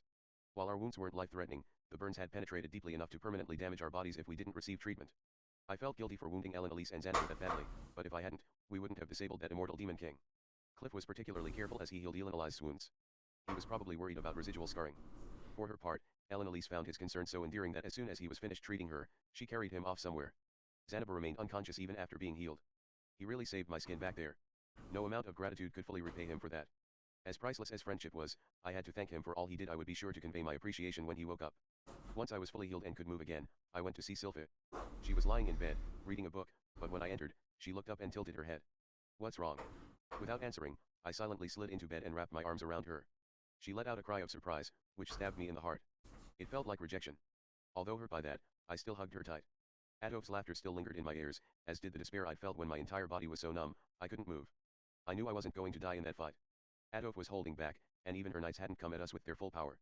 The magic Moore used wasn't dangerous enough to kill, either, but that hadn't made it any less terrifying. If Perogius hadn't come when he did, Adolf would have captured us and made us sign her contract. I would never get the chance to hold Sylvie in my arms like this again. Nor could I see Lucy as she grew up. Or Roxy, or Norn, or Aisha, none of them. That thought alone shook me to my core. Enough that my entire body trembled with fear. There was nothing more precious than the warmth I held in my arms right now. Suddenly, a hand brushed over my hair. Sylvie was stroking my head, combing her soft, dainty, warm fingers through my hair. She happily returned my embrace. She didn't even ask for an explanation, she simply hugged me back. That was enough for me. With my arms wrapped around her, I fell asleep, relieved. Chapter 9: A Day in the Floating Fortress. 2 days flew by in the blink of an eye. After regaining consciousness, Xanadu merrily toured the castle, enjoying all the handicrafts within. That was nice. That was a nice chapter. That was a nice end to the chapter, at least. The rest of that was really stressful and fucking crazy, but you know.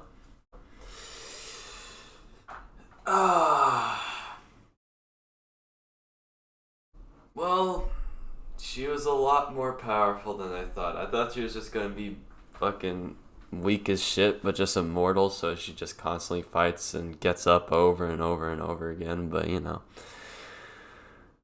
Uh, Cliff MVP, by the way. Cliff MVP. Moore was a lot more powerful than I thought. That was surprising, to say the least. I didn't expect him to be that strong. But if I remember correctly, Rudius did blast off one of his arms, so what can you say? Rudius is still OP. Just not that OP, I guess. Just can't face any kings or gods or whatever. I guess that's how it goes. Alright. Being able to mill about freely had him in high spirits. I was relieved that he'd fully recovered from my electric spell. If he hadn't regained consciousness, I wouldn't know what to tell Ginger. Cliff, on the other hand, had changed. Immediately after the battle, he'd spoken with Kisirika and I'd wondered what that was about. It turned out they were discussing his reward for helping her before a demon eye. He got the eye of identification from her. It allowed him to look at any item and understand its characteristics. He chose it so that he would be able to help if anything like Natashi's illness ever happened again. As always, Cliff was nothing if not heroic. That heroism, however, wasn't helping him to master... Whoa. Apparently. Whoa. Don't just throw something at us like that quickly. Like, hold up. He got the eye of identification from her. It allowed him to look at any item and understand its characteristics. What the fuck? Isn't that, like, extremely helpful?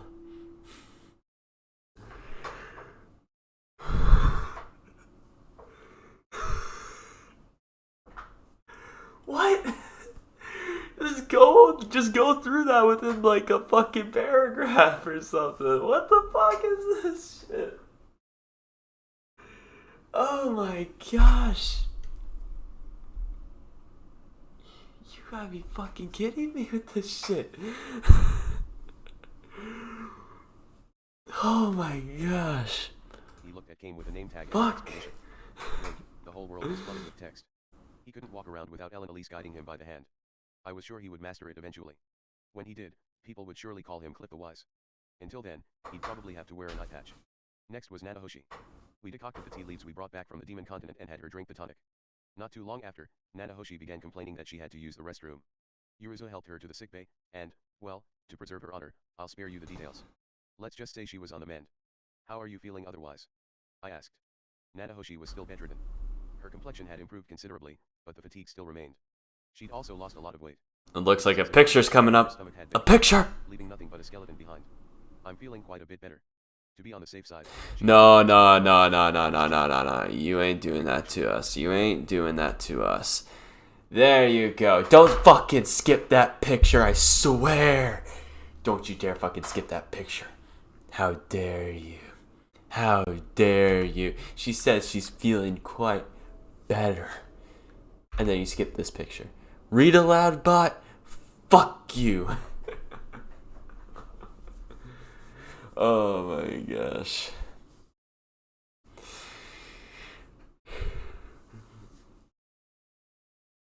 Oh, okay, let's continue. Her expression was different from her usual tensor. Rather, she looked like she was dazed from having just woken up. Her hair was a disheveled mess, sticking out in every direction. I used to think she lived an unhealthy lifestyle, but at least she kept her hair brushed every day. Thank you for helping me. She bowed her head, hands cupped around the warm mug of Sokka's grass tea. Her formality and sincerity were a rare display. I truly appreciate you shouldering so much risk to go get these tea leaves for me. You, really helped me out. There was something deeply unsettling about hearing her talk like that. Nah, I'm sure she's just feeling weak, so she's kind of out of it. No sweat. You looked after me last time I was in trouble, too. I said some pretty insensitive things to you, and yet you helped me without ever resenting me for it.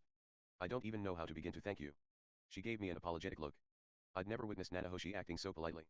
Maybe Yuruzu of Atonement's abilities could transfer personalities on top of stamina. Now that I think about it, I was pretty casual and crude with you, even though you're older than me. I should... By the way, the chapter that she had when she was talking with Rudius was really fucking good. Got me pretty emotional. The last chapter I ran into that chapter like that was in volume 11 with Norn the chapter Norn Grey Rat, the Norn Grey Rat. That was a really good chapter, and you got hints of that same feeling in that one chapter. I think it was called Lament or something. I think the chapter was called Lament. It was a really good chapter, but yeah, let's just keep going. My head. I don't mind at all. In this world, I'm only 18. And how old were you before coming here? 30. But don't worry about it. Let's forget the whole age thing. And you don't have to be so polite. You can talk to me the way you always have. All right. Her expression was serene as she slowly nursed her drink, as if she could feel the immediate effects. I cleared my throat. I am sure they already told you, but your sickness won't go away entirely. Yes, I know. Natashi wasn't fully cured of Dryne syndrome. Saka's grass would temporarily break up the mana building inside her, but if left untreated, it would accumulate to the same levels it had before. Since she wasn't from this world, she didn't have the immunity to the syndrome that the rest of the people here did. Fortunately, drinking Saka's grass tea daily would keep it from building up. There was also the possibility that even a little magic could make her sick. The next illness she came down with might be something even Kisirika didn't know, something even more ancient than Dryne syndrome. As long as she was here, she couldn't entirely avoid mana. It was everywhere, in the atmosphere, in the food we ate. Natahoshi, you have to return home. You can't die here. Yet. I'll do anything I can to help you secure a way to get back. But I shook my head. I don't need your gratitude or anything. Although if I get myself into trouble along the way, I hope you'll be there for me in return. Natahoshi started sniffling as the tears welled up in her eyes. She let out a muffled sob, her voice barely above a whisper as she said, "Thank you." I patiently waited for her to stop crying. She continued sobbing for a bit, her eyes red and swollen. She spoke in a nasally voice as she said, "But I will go home." Yet. I'm sure you want to get back as fast as you can. No, I mean, I might not be able to repay you for everything before I leave. Wait, so she wants to repay me for everything before she goes home? She's more conscientious than I gave her credit for. There's no need to pressure yourself like that. You've helped me out before too, after all. I did that to thank you for helping with my research. Alright, then I would like some detailed advice on a small matter. She frowned. What small matter? For instance, what does a girl around my age want? Sylvie and I have a long future ahead of us. We're married and have a child, but I still don't know what's going through her head. Given that you're about the same age, I thought you might know something. About what Sylph is thinking. Natahoshi stroked her chin and stared down at her blanket. She seemed to be seriously considering the matter. She sure is dedicated to paying me back. You don't have to answer right now, I said. You can wait until we have a fight or I want to make up with Sylvie or something. Alright. Natahoshi nodded, her expression sincere. Although she was close in age to Sylvie, there was much that separated them. They came from different worlds and Sylvie was married. Natahoshi couldn't understand her completely. Even I had no idea what the guys my age were thinking. In that case, we'll leave it at that. I'm sure your body is still weak, so take your time recovering. Yes, I will, Natahoshi replied. Thank you. I left the room. If I hung around with just her for too long, I might make Sylvie jealous again. She was cute in that mode, but I took no pleasure in giving her anxiety. I never wanted to make her second guess my love. The fact that I had yet to succeed in doing that was a failure on my part. Yeah. As I strode down the hallway, evening sunlight poured in through Stay the windows. loyal to Sylphie. The sunset is beautiful no matter which world you live in. With the exception of Roxy. But the view from the floating fortress's spacious garden was tempting. From there, I could look out at the sea of clouds as the sun ducked behind the horizon. Even I liked a little pampering on occasion. With that thought in mind, I made my way outside. The shrubbery was perfectly trimmed, and there were dozens of flowers I had never seen before. As the sun sank beneath the clouds, it bathed the area in radiant light, making it look like a mirage. If I brought Sylphie to a place like this and whispered sweet nothings to her, how would she respond? Knowing her, she would probably turn bright red, drop her gaze to the ground, and squeeze my hand. Surely her reaction would be an adorable one. Alright, once Sylphie fully recovers, let's give it a try. I wanted to do the same with Roxy, but alas, demons were forbidden from entering the fortress. Also, it probably wouldn't go over very well, considering Roxy's personality. She'd probably stare blankly at me and say, you know you don't have to use those corny lines with me, right? She'd be willing to sleep with me regardless. She was frank that way, even though she didn't look it. But that ain't it. It ain't about sex. I just want to be lovey-dovey. I wanted us to watch the sunset together. Roxy would say, it sure is beautiful, isn't it? And I would reply, yeah, but not as beautiful as you. And then she would blush and act embarrassed. That was what I wanted to see. Well, hold up. So I'm out of luck. Where was that fucking line from?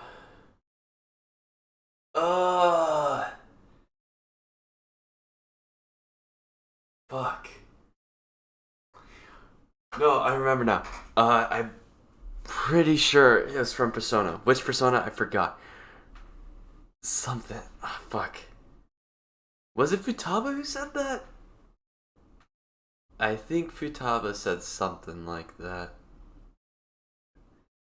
I don't know. That line's just giving me flashbacks. think it was Futaba. I think it was. Whatever. As I walked, lost in thought, I spotted a table at the edge of the garden. 3 people sat around it. And that was when my master used his magic. This purple light shot out of his right hand, and it charred Adolf's body, paralyzing her in place. Aha. So it was his magic that weakened her that much. Lord Rudius's magic does seem to know no bounds. Zanaba, Ariel, and Perogius were having a nice chat. As the evening sunlight washed over them, they seemed to be enjoying their conversation. Luke and Silverl waited nearby, though they weren't participating. They merely stood and listened in on Zanaba's conversation. Master Ellen Elise and I did get caught in his attack, but I don't think there is another mage in the world that can use such a spell outside of my master. I hear it resembled lightning, Perogius replied. But if it was able to paralyze Adolf, as you say, it must have been quite potent. And? What happened after that? How did the battle end? Ariel asked. Unfortunately, I'm afraid I lost consciousness at that point, so I'm unable to. Ah, there's the man himself. Zanaba's gaze found me, so I had no other choice. I bowed and made my way toward their group. Good evening. Are you having a tea party? Yes, master.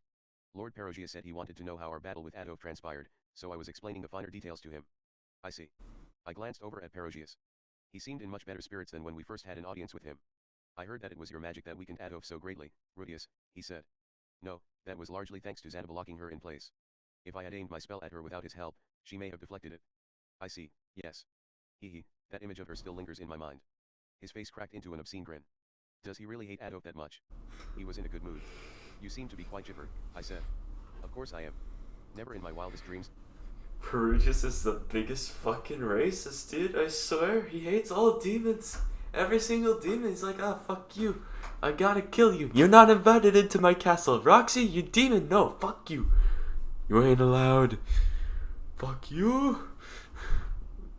Did I think I would get an opportunity to exact revenge on someone who has given me grief so many times I have lost count? Revenge, you say? Yes. A grudge, if you will, that's lasted a number of years. He was probably referring to the war that happened 400 years ago, Laplace's War. There's no reason to hate Roxy. Fuck you. The humans, fighting on the front lines.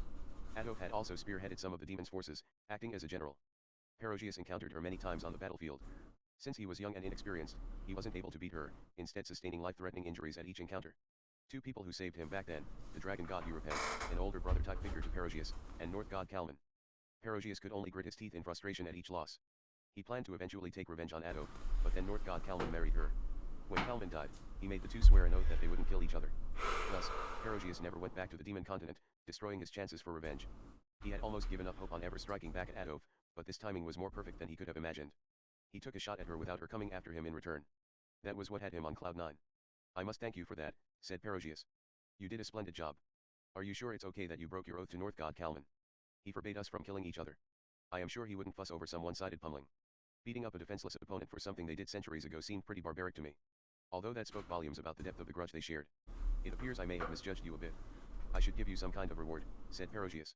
I don't really— Oh no, not another reward. No, thanks. Oh fuck. I do not want power not like Adolf offered. Ah yes, once Natashi finishes recovering, I will personally teach you how to use summoning magic.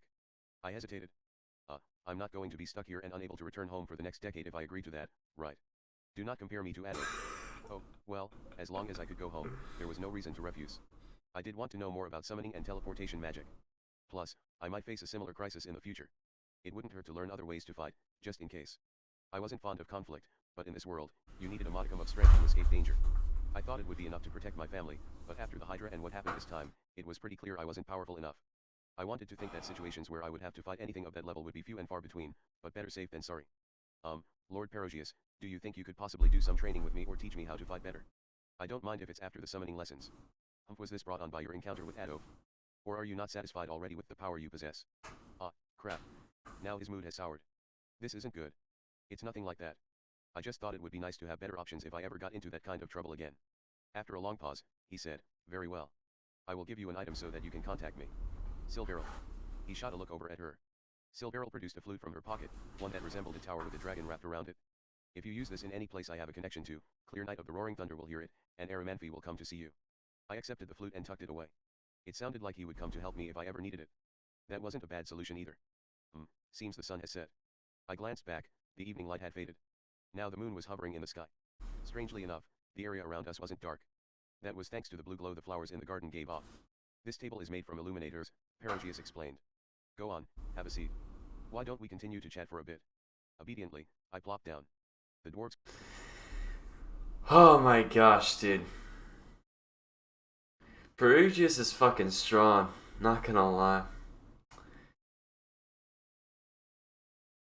So, I thought Rudius was really OP, but like I thought he was gonna win against Atos in this a Toph duel, but no. I thought it was actually gonna be a 1-on-1, but no.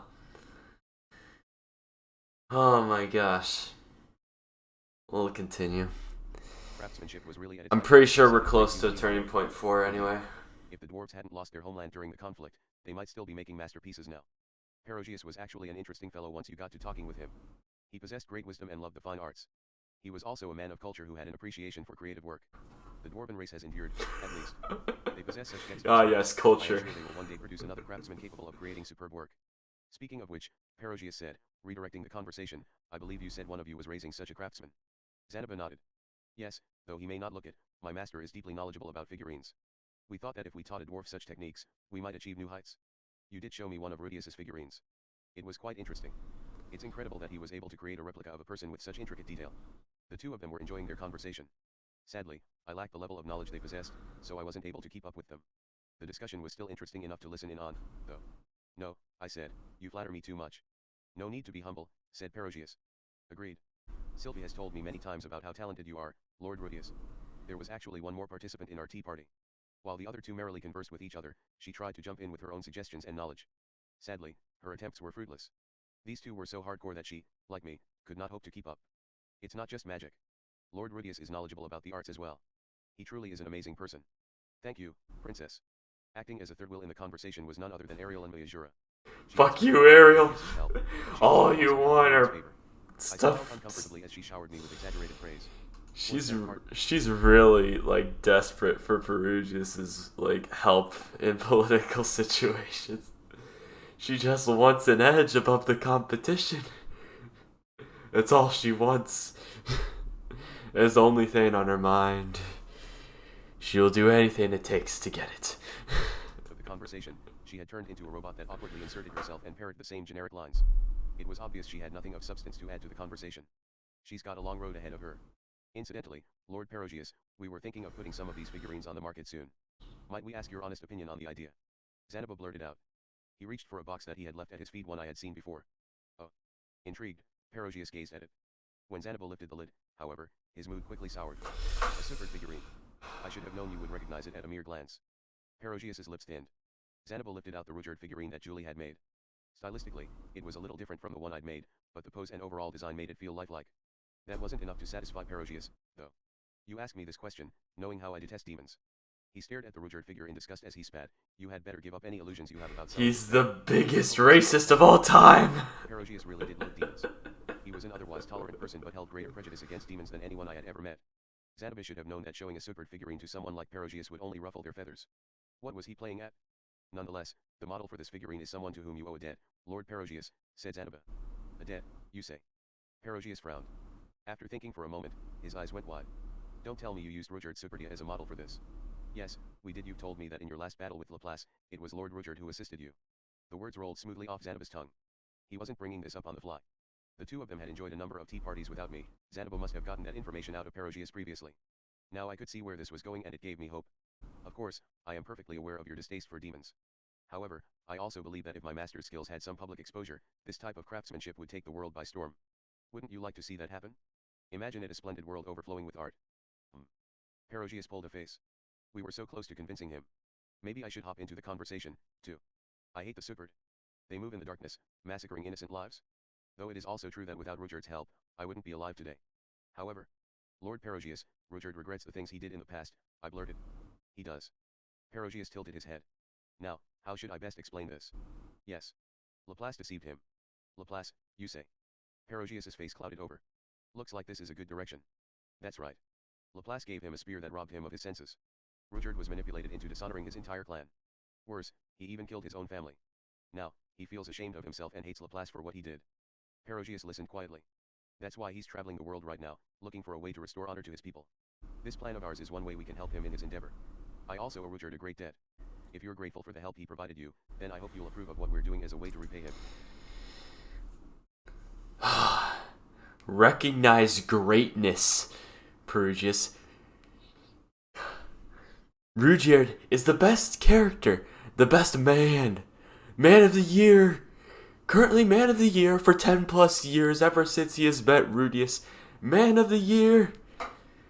Don't disrespect Rudyard. Do not. Do not. Perogius folded his arms, closed his eyes, and furrowed his brows. After a long silence, he finally said, I care not for the Sukkard and their reputation, but I must honor my debts. Oh, then. Do as you like. Although he wasn't pleased, Perogius had acquiesced, at least. Now we could sell our Rudyard figurines without fear of Aramanfi appearing out of nowhere and destroying our shop. In fact, if someone disapproved of our doing so, we could tell them that Perogius had given us his permission.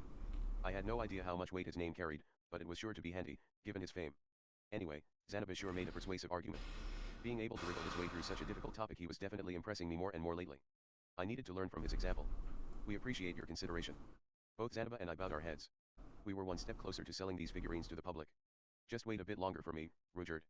While we're on the topic, Master, why don't you give Lord Perogius a taste of your skill? Zanaba smacked his palm as if this idea had just occurred to him. My skill. You know, your special ability to make these figurines out of nothing. I glanced over at Perogius, who nodded in approval. Show me. I am interested in this magic of yours. And so started my real-time demonstration of making a figurine.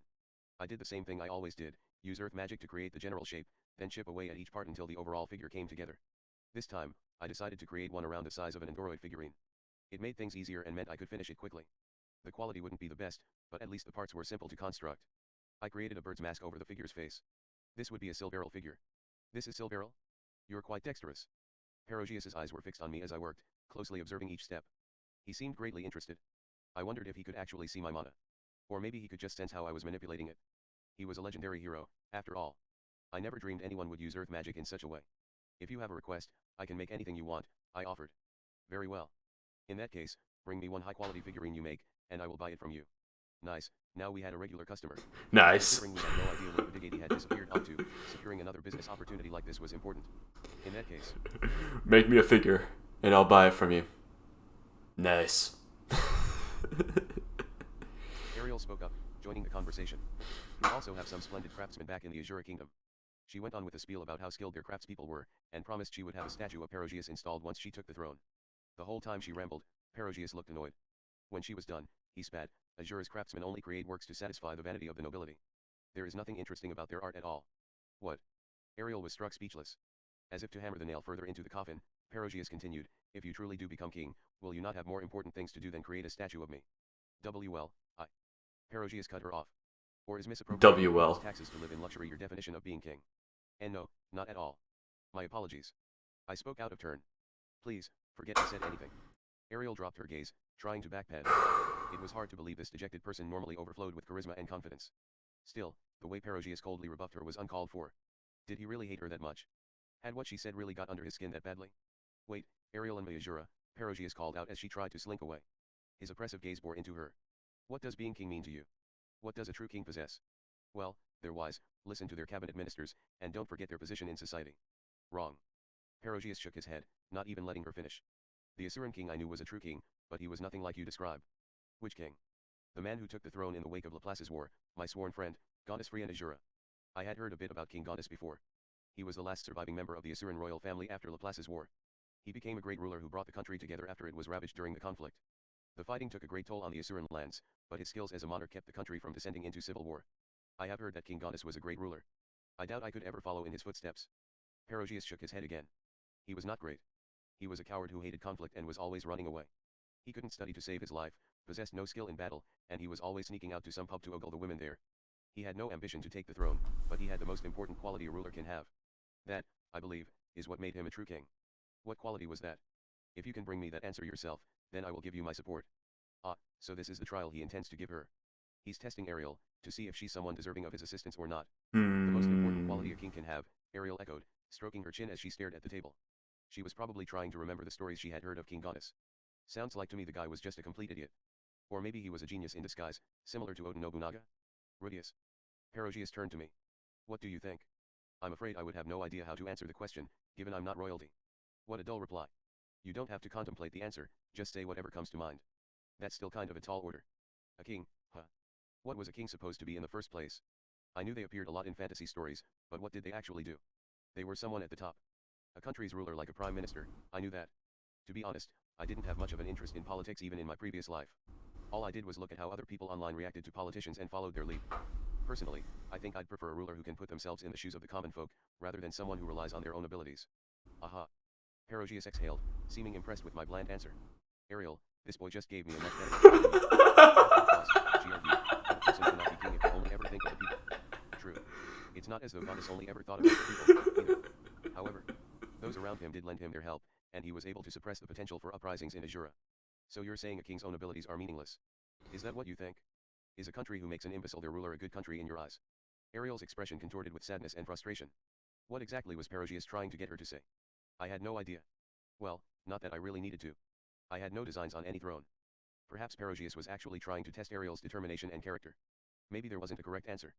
Still, is a king so great that it's worth going through all this trouble to become one? You should think long and hard about this, Ariel and Azura. After a brief pause, Perosius said, now then, it is late. Why don't we return to the fortress? With that, our tea party was over. I would long remember the way Ariel looked as we made our way back inside, her shoulders slumped forward as she shuffled along with Luke close at her heels. Chapter 10 Turning Point, Part 4. The days flew by after. It's time! It's time! Let's fucking go! True. But what does that matter anymore? This is the first time Ariel is stumped. And I never really liked her too much. I kind of thought the same way as Perugius, her always having like something in the back of her mind. But who gives a shit about that right now? Last turning point, not the birth of a child. We found out that Rudius was going to have a child. And he got a letter from Geese saying, let's go save Zenith. And he ignored that dude. Fuck, man, God, I forgot the other name that they used for him. But now, turning point 4, baby. Always something to get hyped for. Oh boy. I have a slight idea of what's gonna happen. I was spoiled a little bit on this.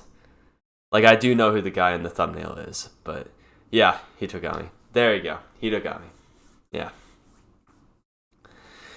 But I know who the guy is, the guy in my thumbnail. I know who he is. But I'm excited. That's all I have to say. I'm excited.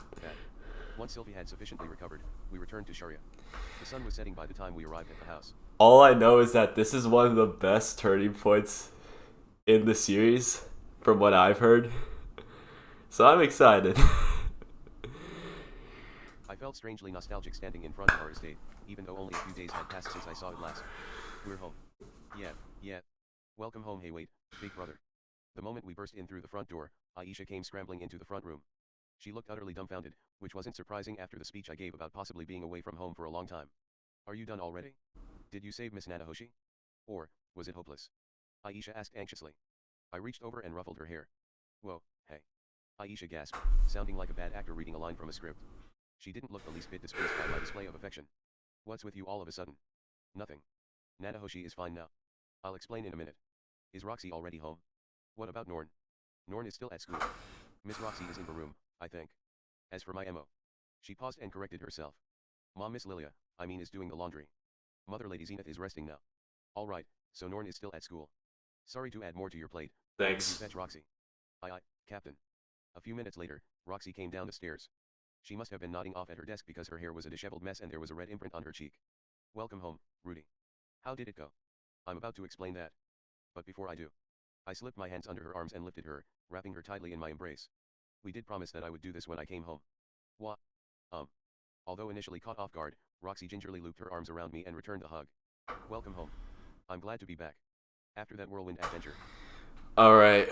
Before we keep going, if I had to rank the Pokemon, okay. The love interests are Pokemon at this point. You got Sylphie, the grass Pokemon. You got Roxy, the water Pokemon. And then you got Eris, the fire Pokemon. If I had to rank them, if I was forced to rank them, well, it's not forced. I really favor one over the other. Worst, Eris. Second best, Roxy. And then way up here, way the fuck up here, Sylphie.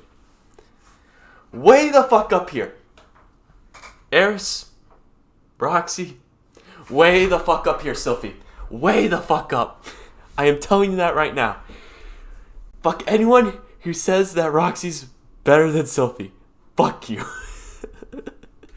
All right, I got it out of there. I got it out there. Let's continue. I'm sorry. I had to simp. I was fine at home, and that's what happened. I recounted everything to them. It was a lot. I didn't go into thorough detail, but I did include everything pertinent. I took particular time in relaying everything I learned in relation to Zenith's curse. We would need to keep a careful eye on her. I'll continue staying at the floating fortress for now, but I'll come home at least once every 3 days, I said.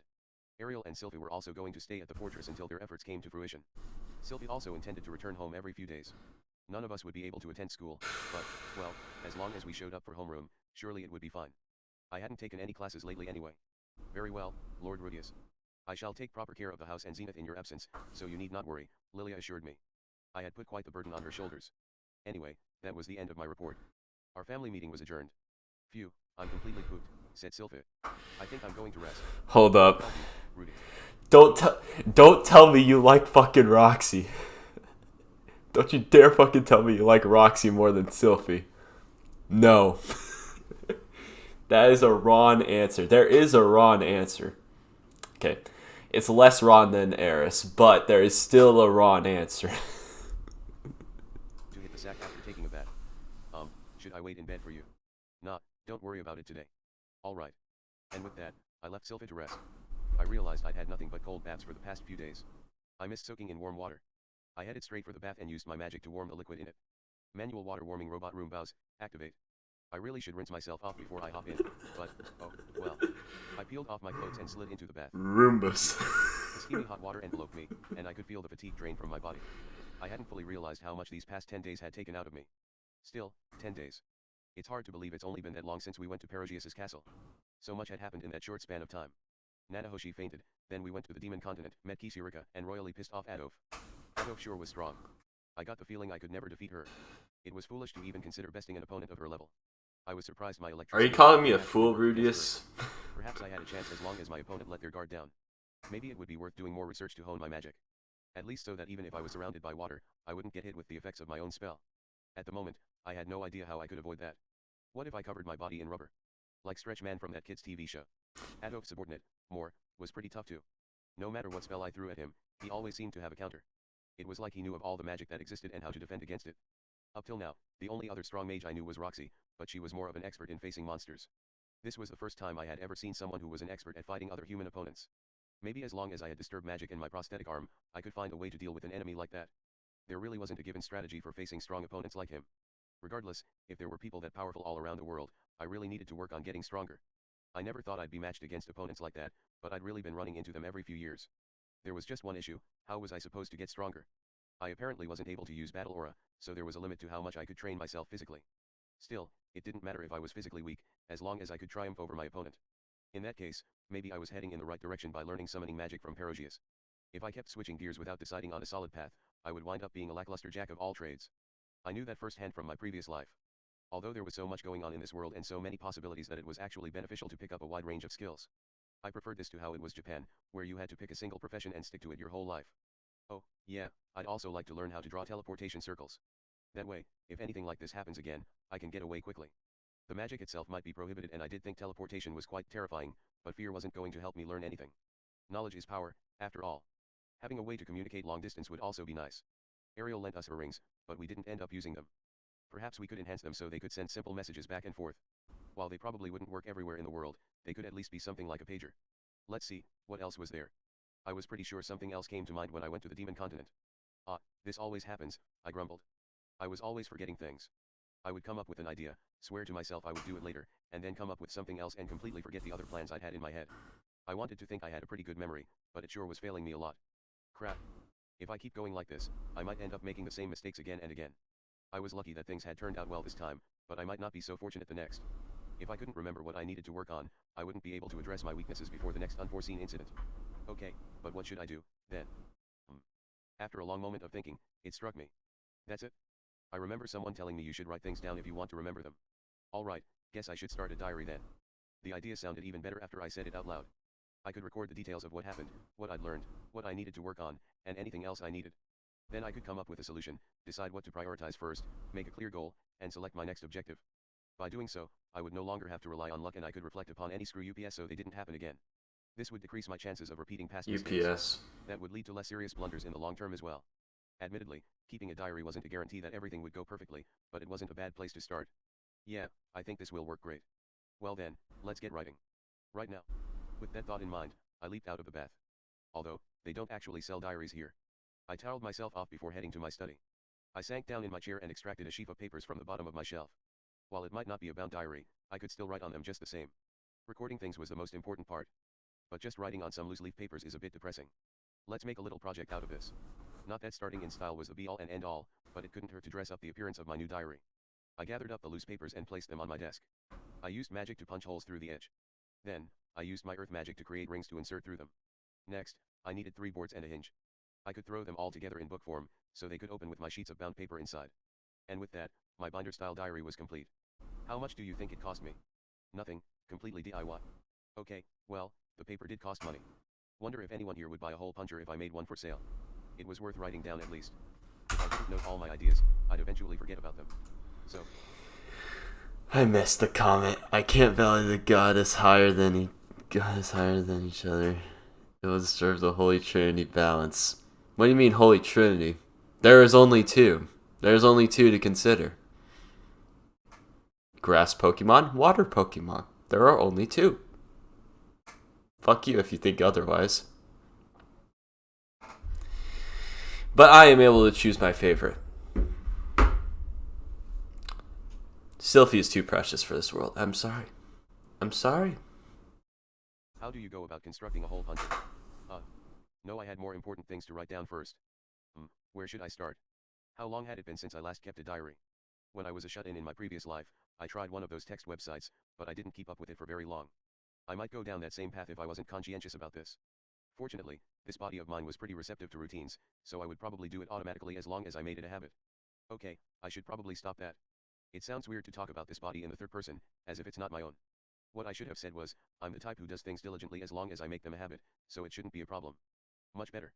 As I had that inward back and forth, I started scribbling down the events from the past 10 days. Does things diligently as... I just read ahead. Why is he here? Why the fuck is he here? Why the fuck is he here? As long as I make them a habit.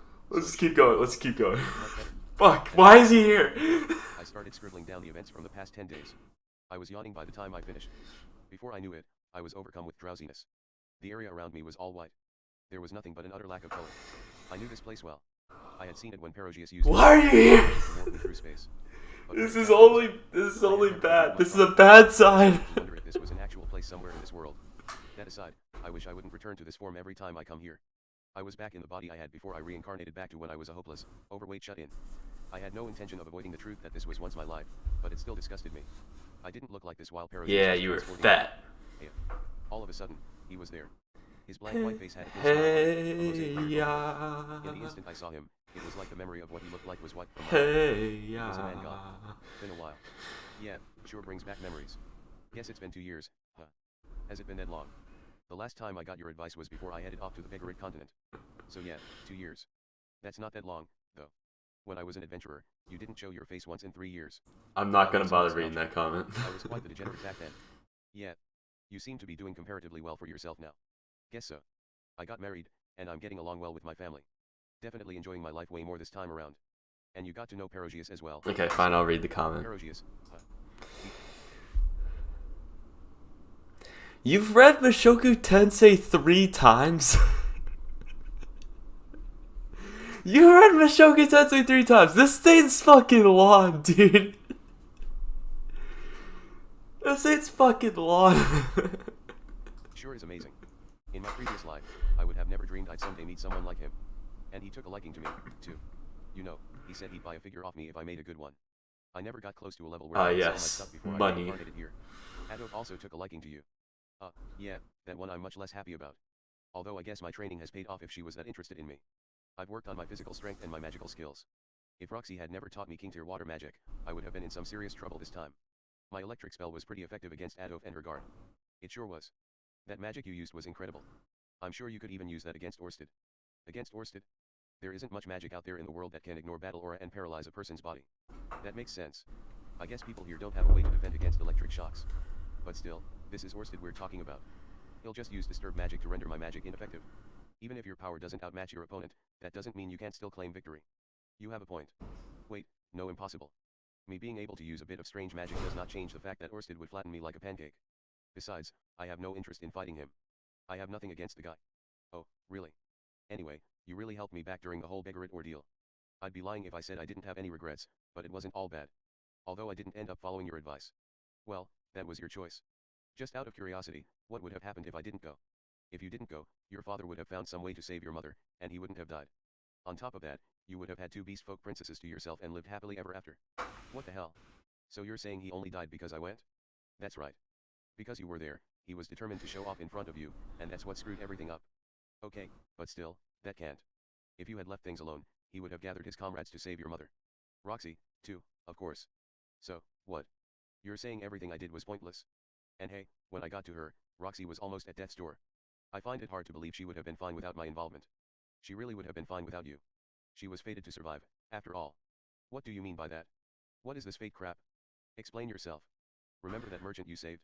If you hadn't been there, his delivery would have been greatly delayed. The day he arrived, a certain adventurer went walking around the marketplace and bought his merchandise magic stones. However, if the merchant hadn't arrived, that man would have bought something else. Such as what? Such as a map of the teleportation labyrinth. That's bullshit. That's some bullshit. Conspicuously convenient. After failing to entice people to join him at the guild, Dees would have come up with a scheme to bolster their numbers so they could conquer the labyrinth. In the process, he'd sell a map of the teleportation labyrinth for cheap. Now I get it? You're saying he'd sell the map he made. It's true that there are few people who would want to go in with Paul and the others, but there might be some who would think they could navigate it themselves. So you're saying the guy who bought the map would gather up his comrades, go into the labyrinth, and save Roxy? Precisely. He would run into your father there at the entrance, and they would all go in together. As luck would have it, they would find Roxy, too. And you're saying that because they would have more people with them, it would make it easier for them to get through the labyrinth, and they would be able to rescue my mother? Correct. Although it would have taken them much longer than it did you. About 2 years, to be precise. Since it's been about that long since you went, it'd be right about now that they'd be getting her out of there. That's kind of hard for me to believe. It all seems way too convenient. Maybe, but such is the way of fate. Really? I guess you have a point. It really is convenient. I guess that means it would have been better if I hadn't been there. Fucking hell. That's depressing. Although if that happened, I guess I wouldn't have been able to marry Roxy. True. She would have fallen for the man who rescued her instead. Although he would have turned her down. Well, it doesn't seem so bad when you think of it that way. I do love Roxy, after all. Though it did result in Paul's death. It makes me feel pretty conflicted to think I had to lose him so I could get married to Roxy. It's not like I regret our marriage. Just that, if I had a similar relationship. Which one? Paul being alive or marrying Roxy? I don't know. I guess he'd only be married to Sylphie, so Paul alive, I guess. With Linnea and Persa, I imagine I would have been happy with that outcome, too. Not that I'm fine with Actually, no, he would have been... gone down that route. He would have married one of the fucking dumbass beast girls. Okay.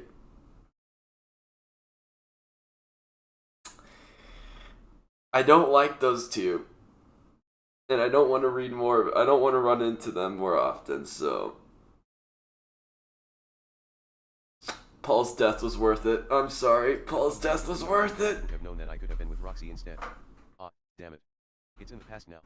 Yeah. All kidding aside. Regrets won't do me any good. I decided to go to Begarit and that's it. Right now, I am happy. The choice I made might have been a mistake, but that doesn't change how things are now. I have regrets, but I don't think it was all bad. You sure are optimistic. Anyway, what's the reason for your visit today? Something else troubling coming my way? No, nothing too big. It's less advice and more like a favor. A favor? From you? Now that's unusual. You've never asked me for anything before. Even I sometimes need to call in a favor. Okay, then. Whatever it is, say it. Doesn't seem like it would be bad to listen to what you have to say and follow your advice every now and then. I think I've been a little too distrusting of you. Oh, really? It pleases me to hear you say that. Well, you have gone to great lengths to help me. In fact, I feel bad for doubting you so much before. I just thought you were getting your kicks from watching me suffer, that's why I acted that way. You wound me. Given my name, you should realize I'm a god, after all. True, I do get bored and want to watch when something entertaining is going down, but I'm not in the habit of leading people astray just to take pleasure from their misery. Yeah, I thought so. There aren't many people like that. Agreed. So, what is it you want me to do? Nothing too important. I just want you to go down to your basement when you wake up. Check and make sure nothing odd is down there. If you don't see anything, then don't worry about it. Anything odd? Why would? Not, never mind. I got it. I won't question you this time, I'll just do it. Hee, alright, then. You have my thanks. As my consciousness began to fade out, a sickening smile split across the man-god's face. My eyes... What the fuck was that? That fate bullshit is... That's such bullshit. Okay. Okay, the fate bullshit's fucking crazy, but... Oh my gosh, whatever. That fate bull... The edge of my vision. I glanced through the skylight and saw fate bullshit, man. There were no other sounds. The house was silent. I had fallen asleep in the midst of writing my diary. A bit of drool had dribbled down my chin and onto the half-written page. Guess I'll be rewriting this. I ripped the page out and left it on the corner of my desk. I'd copy what I had written on a new sheet later. Wonder how long I was asleep for. My body feels so sluggish, it's like I've been out for days. As I got up, something fell from my shoulders, a blanket. Sylvie or Roxy must have draped it over me. Whoever it was, I appreciated the gesture. Alright, then. I still remembered the contents of my dream. The man-god had told me to go check out the basement. Kinda weird advice. Regardless, I felt there was nothing wrong with going along with it. He had never steered me wrong in the past, so I was compelled to fulfill his wishes occasionally. It would benefit of both of us. Plus, the man-god must be tired of me mouthing off every time he tried to give me advice. Even if our relationship was a give-and-take sort, it would behoove me to get along with him in case I ever needed his help. As I made to head for the basement, I let out a huge sneeze. Achoo. Phew, sure is cold. The spring was still far off and snow continued to blanket the ground, so it was chilly. I shouldn't have let myself doze off here. I needed to hurry up and get to bed so I could cuddle under a warm blanket. I grabbed my robe off a hook on the wall, where it had been hanging, and pulled it over my arms. Wonder what time it is right now. It had to be around midnight, considering I didn't hear any other sounds in the house. If I sneaked into either Roxy or Sylva's bedroom and slid under the covers with them, they would probably cry out in surprise. I didn't mind if we didn't have sex, I just wanted some warmth. In fact, I just felt really lonely right now. It was probably thanks to the man-god. I should never have asked him what would have happened if I hadn't gone to beggar it. No, I'm the one who asked. It's my fault. And if all of the blame lies with me, I should just sleep alone. I was preoccupied with those thoughts as I nudged the door open. I suddenly sensed a presence behind me and whipped around. All I saw was the empty chair I'd left behind. No one was there. Of course not. Must have been my imagination. The only things in the room were a desk, a chair, and a bookshelf. There was nowhere for anyone to hide. There was a window, but it wasn't large enough for someone to sneak in and out of. The only entrance was the door I was standing in front of. Oh The room was fuck. small enough Wait. that one candle was enough to illuminate every nook and cranny. The only person who could possibly be in here was me. Then why did I think someone else was here, even though it's practically impossible? Despite my skepticism, I continued to sense a presence in the room. It was odd. Maybe there was a bug under my bookshelf or something. Something about it was off-putting. My heart beat erratically. Was it anxiety? What was it I was feeling anxious about? Well, whatever. I'll just hurry to the basement and take a look. I pulled the door open the rest of the way and started out. And then I instantly spun back around and exclaimed, aha, now I've got you. There was no logic to my actions, I'd just done it on a whim. I was only trying to reassure myself that no one was there. Yet lo and behold, someone was there. A man in a tattered old robe sat in my chair, the only chair in the room. He was aged, wrinkles lining his face, hair white as snow. The beginnings of a beard covered his chin, giving the impression that he didn't invest much in his appearance. He had the air of a seasoned veteran, but there was something rough and unrefined about him, like he had come out of a long, long battle. The light in his eyes was sharp, and the color of his right and left pupil differed from one another. His lips trembled in surprise. So, I succeeded. He glanced around, eyes narrowing as his expression filled with emotion. However, he then looked down at his hand, touched his stomach, and flinched. His smile turned self-deprecating. Nah, this is a failure. Guess there was no hope of me succeeding. I felt like I had seen him somewhere before, but I had no recollection of him. There was something familiar, though, as if he resembled someone. Who could it be? Paul, maybe. No, not him. Sorrows then? But he didn't exude the same level of boldness as Sorrows. This old man seemed much more timid. WH, who are you? Are you the man? It skipped a picture. It skipped a picture. Give me a second here. And I know that there's background noise right now. Give me a second here. I'm gonna put a noise gate on my audio input to prevent like background noise coming in. Hold up, give me a second. No. What? Hello. What? Hello. I'm streaming. Fuck you. Go fuck yourself. Go fuck yourself. I'm streaming. Go fuck yourself. I'm reading 30.4. Leave me alone. Are you reading it out loud? No, I'm using a bot. Fuck you. Oh. Shut the fuck up. I want this recorded.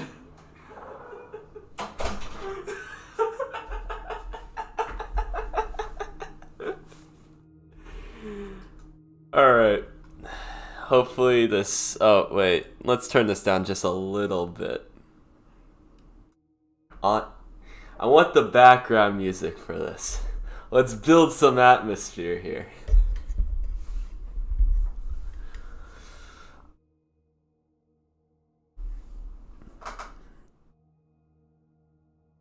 God, perhaps. The moment I said that name, his eyes turned toward me and went wide. I recognized that reaction. Horsted had the same over-exaggerated response when I said that name. They were the same. Yet this man looked nothing like Horsted. No, he slowly shook his head, staring straight into my eyes. There was strength in his gaze. He refused to look away. It was like I was being sucked in, almost like I was staring into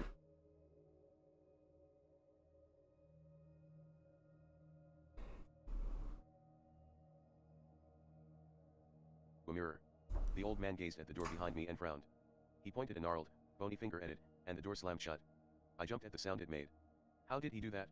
Confused, I turned toward him. There was a glint in his eyes as he glared back at me. Don't go down to the basement. You're being deceived by the man god. What? Deceived? What was he talking about? I didn't understand. Hold on a second here. Who the heck are you? And how did you get in here? I am. He opened his mouth to speak but suddenly closed it. After a moment of contemplation, he finally said, I am underscore. That name gave me a shock the likes of which I had never felt before. I was the only person in this world who knew that name. It was one I would take to the grave without ever sharing it with anything else, one I wanted to forget, one that shouldn't exist in this world. My name from my previous life. I came from the future, he said. Chapter 11, an end and a beginning. The old man came from the future. That was what he said. Honestly, I didn't understand what he meant. True, he did kind of look like me. The future, so you're me from the future. That's right. I am you, about 50 years from now. He sure didn't beat around the bush, but it was all so sudden. I didn't know if I should believe him or not. On the other hand, he did know my name. I had never mentioned it to anyone and I never would. Maybe there was a way to use magic to read a person's mind. Having said that, I did reincarnate into this world with all my memories intact. It wasn't that far-fetched to think time travel might exist too. I had no way of distinguishing whether he was telling the truth or not. Sorry, but I don't have time to explain the ins and outs of time travel magic to you, he said. What do you mean by that? Exactly what I said. I know it sounds like a phrase straight out of a Hollywood film, but I really don't have much time. You need to listen. He made that Hollywood reference without missing a beat. That meant he had to have some connection to my previous life. Maybe he really was me from the future. There was a glint in his eyes and a darkness lurking within. Frankly, he looked like someone who killed people daily. There was such a coldness to his gaze, as if he cared very little about other people's lives. Was this the person I was destined to become in the future? It couldn't be. It was too hard to believe. Yet the expression on his face was earnest. Okay, let's just assume that he is me 50 years from now and at least listen to what he has to say. There is nothing in the basement, he blurted. At least, I went down there and thought there was nothing. I felt at ease in the following days because the man god said there was nothing to worry about if I didn't find anything. The old man's face contorted in disgust. But I was wrong, and I can tell you why now. He tapped his left index finger against his forehead, as if recalling the incident. Wait, what? Is that a regular hand? Listen up. I think there's probably a rat down in the basement. A sick one. It probably has purple teeth, almost like a magic stone. I have no idea where it came from or when it got down there. Most likely, it sneaked into my luggage while I was in Perogius's floating fortress. It doesn't really matter where it came from, though. The old man opened his hand and smacked his fist against it. You'll startle the rat when you go down there, and it'll run to the kitchen. There, it'll rummage through the leftover food you've got sitting out. Aisha will find it dead there the next day and dispose of it. I remained silent and simply listened. Aisha will get rid of the leftovers by feeding them to a stray cat. His left hand isn't a prosthetic. Is this guy really me after all? Or did he find some way to restore his lost arm in the intervening 50 years? However, before then, Roxy will get peckish and come downstairs to grab a little bite of those leftovers. As a result, she'll contract the illness the rat carried. What? Roxy will get sick? The mention of her name brought my focus back to the conversation. Petrification syndrome. I felt like I had heard that name before. That's right. It's supposed to be an illness that one can only cure with god-tier detoxification magic. It was an incurable disease that would slowly turn the infected into magic stone. But where exactly did I hear of it? We didn't realize at first. After all, it's exceedingly rare for someone to be infected with petrification syndrome. The pathogens can only take refuge within a life budding inside another person. Wait, do you mean? Yes, an unborn child. The disease only affects pregnant women. I was shocked when I discovered that later. What? But Roxy isn't. She is pregnant, he said. But that's not surprising. The two of you have had sex, it's only natural. Wait, Roxy is pregnant. Wow. It was extremely joyous news, and yet, it was being delivered in the grimmest way possible. For some reason, some rats are resistant to the disease and act as carriers of petrification syndrome. You'll recognize them at a glance. Their teeth have turned into purple crystals. They transfer pathogens to anything they bite into. It can only be orally transmitted, and the pathogens don't survive for very long after leaving their host. It takes half a day at most before they die out. Plus, it's not very contagious since only pregnant women are affected. The pathogens take up residence inside the fetus and transform it, thereby turning the mother's body into stone. And Roxy was going to come down with this disease. If you carelessly go down to the basement and drive that rodent out, Aisha will complain to you the following day that she found strange rat remains in the house. 2 weeks later, you'll hear about a cat who was infected by petrification syndrome. Roxy will come down with a fever shortly after. I hesitated before finally asking, and what will happen to her? She will die. His reply was so blunt and to the point that it left me speechless. Roxy will slowly lose her mobility, until she's confined to a bed. Her feet will begin to turn to stone, and it's then you'll realize she has petrification syndrome. And she never got better during your time. Didn't you try to cure her? Sadness washed over his face as his eyes dropped to the floor. I was so desperate to help her, I even went to the holy country of Milis. I learned the incantation necessary to cure her, but so much happened along the way and it took me too much time. When I finally got back, it was too late. Her body was already halfway gone, and she was dead. No, that can't be. He immediately lifted his head, that fierce glint back in his eyes as he stared me down. The incident will be linked to something that happens 30 years from now. It's all because of what the man God says. Don't be misled by him. You have memories of your previous life, so you should understand.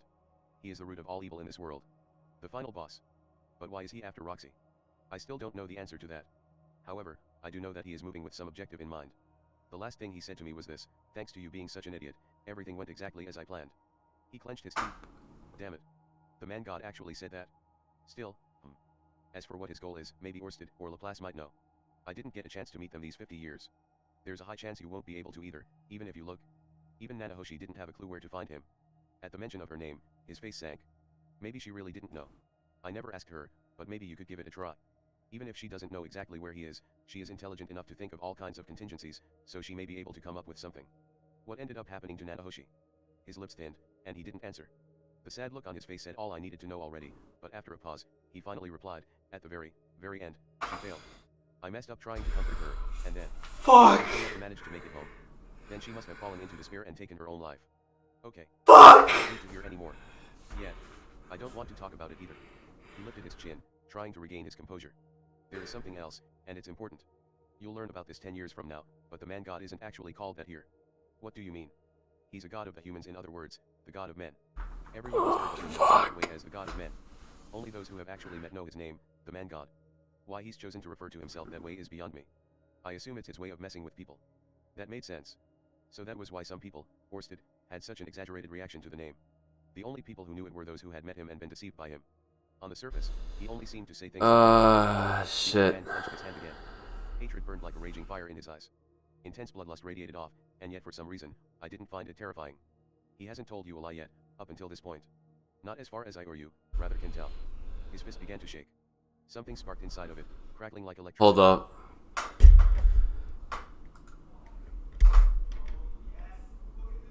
V-F-I...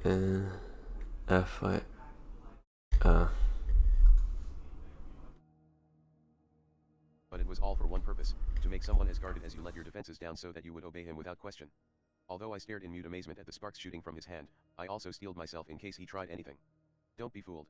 You've read manga, haven't you? You know that the people who talk about trust the most are the ones who always tell lies. Yeah, I know that, but... He spat back, no, you know nothing. After you lose Roxy, you'll lose Sylpha next. You'll be so broken in the wake of Roxy's death that you won't even think about her for a while. Hurt by this, she'll fall into depression. The man God will take that opportunity to manipulate Luke. Luke. Seriously. Yes. Afterward, you'll hear about it from the girl who was dating him at the time. She'll say, he suddenly woke up one morning in a panic, claiming to have heard the word of God. And, What happens after that? Luke counsels Ariel to make haste to Azura. Sylvie abandons you to go with them. After having failed to garner Perogeus' support, Ariel is at a disadvantage. She hedges her slim chance at victory on starting a civil war. But she is defeated, and Sylvie dies in battle. Sylvie dies. You're going to lose them both. The man shook his head, grinding his teeth together. I can still hear the man god's voice when he revealed all of his trickery to me. That high-pitched laughter, the way his hand felt as he clapped me on the shoulder and told me, nice work. Damn it. Fuck. He slammed his fists on my desk. Electricity sparked around him, flashing bright as the midday Sunday. The light vanished in an instant, but the burn marks on my desk remained. Having finally regained his composure, the old man let out a steady breath. I'll say it again, do not trust him. You will regret it. After he finished speaking, the old man clutched at his stomach. His complexion was worsening as I watched. I don't have much time left. But I guess even having said all this, you probably don't know what to do now. His face was deathly pale. Dark circles were appearing beneath his eyes. The old man sucked in a breath, struggling to exhale. He almost looked like he was on death's door. Was he sick with something? First, let's see. Yes, Eris. Hearing that made me frown. I want you to write her a letter as soon as you can. Tell her you may have cheated on her a little, but you still love her. No, I don't, I quipped. She's the whole reason I had Ed before. Forgive her for that. You're a man, right? You should be able to do that much. I scowled. He let out a self-mocking laugh. Well, I couldn't forgive her. The two of us didn't get along so great for a couple of years. What do you mean by that? She nearly killed me countless times. She would follow me wherever I went, and each time she found me, she would go on an all-out attack. Well, still, she did pull her punches. She was perfectly capable of killing if she truly desired it. But she never targeted me when I was at my weakest. In fact, when I was in trouble, she would lend her help from the shadows. Almost like Vegeta from the Dragon Ball series. Vegeta, seriously. Anyway, she's not like the Prince of the Vegetable Kingdom. She just wants to be with you. She's always loved you. Because of those feelings, she's always poured maximum effort into everything she does. However, she is also terrible with words and doesn't know how to express herself, so all she can do is talk with her fists. That's all well and good, but I already have 2 wives and a kid. Sure, I may have loved Eris at one point, but that's all in the past now. It's a past I still need to settle maybe, but it's over now. I already have Sylvie and Roxy. No problem. Sylvie is pretty open-minded. As for Roxy, she doesn't even think she's worthy of you, so she'll forgive you for it. Eris will be fine too, if you explain things beforehand. Besides, you really do still love her, don't you? Oh, but I should warn you, expect a punch from Eris. That's just the type of woman she is. I get what you're saying, but you get to surround yourself with 3 women who love you. Sounds wonderful. What's wrong with that? Don't tell me you're not man enough. Don't talk about it so flippantly, as if it has nothing to do with you. I have no one left, he said. I'm telling you this because you are me. His words carried a strange weight to them, but I still have a responsibility to look after Roxy and Sylvie. If you want to talk about responsibility, you owe Eris some, too. She's been doing her utmost for you this entire time. She's just crap at expressing herself, so you haven't realized it, but she's never stopped trying for your sake. If you think you owe responsibility to other people, then what about her and all the effort she's put in? Ghislaine will hit you with those words, as you stand in front of Eris's corpse. Eris's corpse. So Eris dies too. Yeah.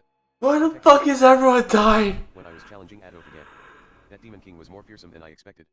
I let my guard down. He spoke as if they were distant memories, his lips curving into a frown. Just how strong am I in the future if I can afford to let my guard down against someone like Adolf? Is this guy really me? It's starting to feel even more suspicious. You have to send that letter. Understand?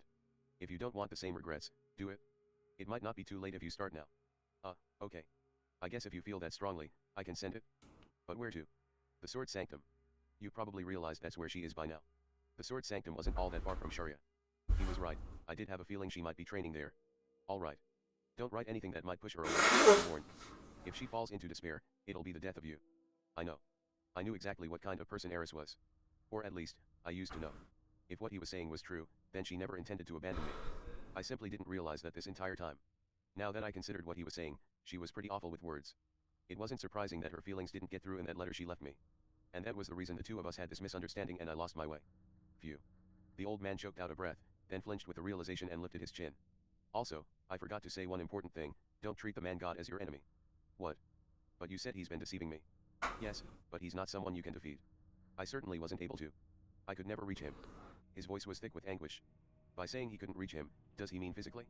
So that space where the man god resides, it really is somewhere here in this world? When I realized that, my entire body quaked. I knew I would never be able to get vengeance for Roxy or Sylvie.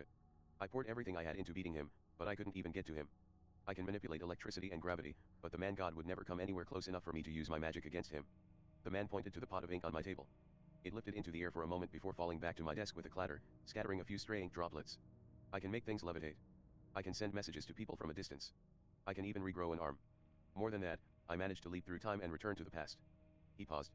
Although this magic was actually a failure. A failure? What part of this was a failure? He was here right now, right in front of me, wasn't he?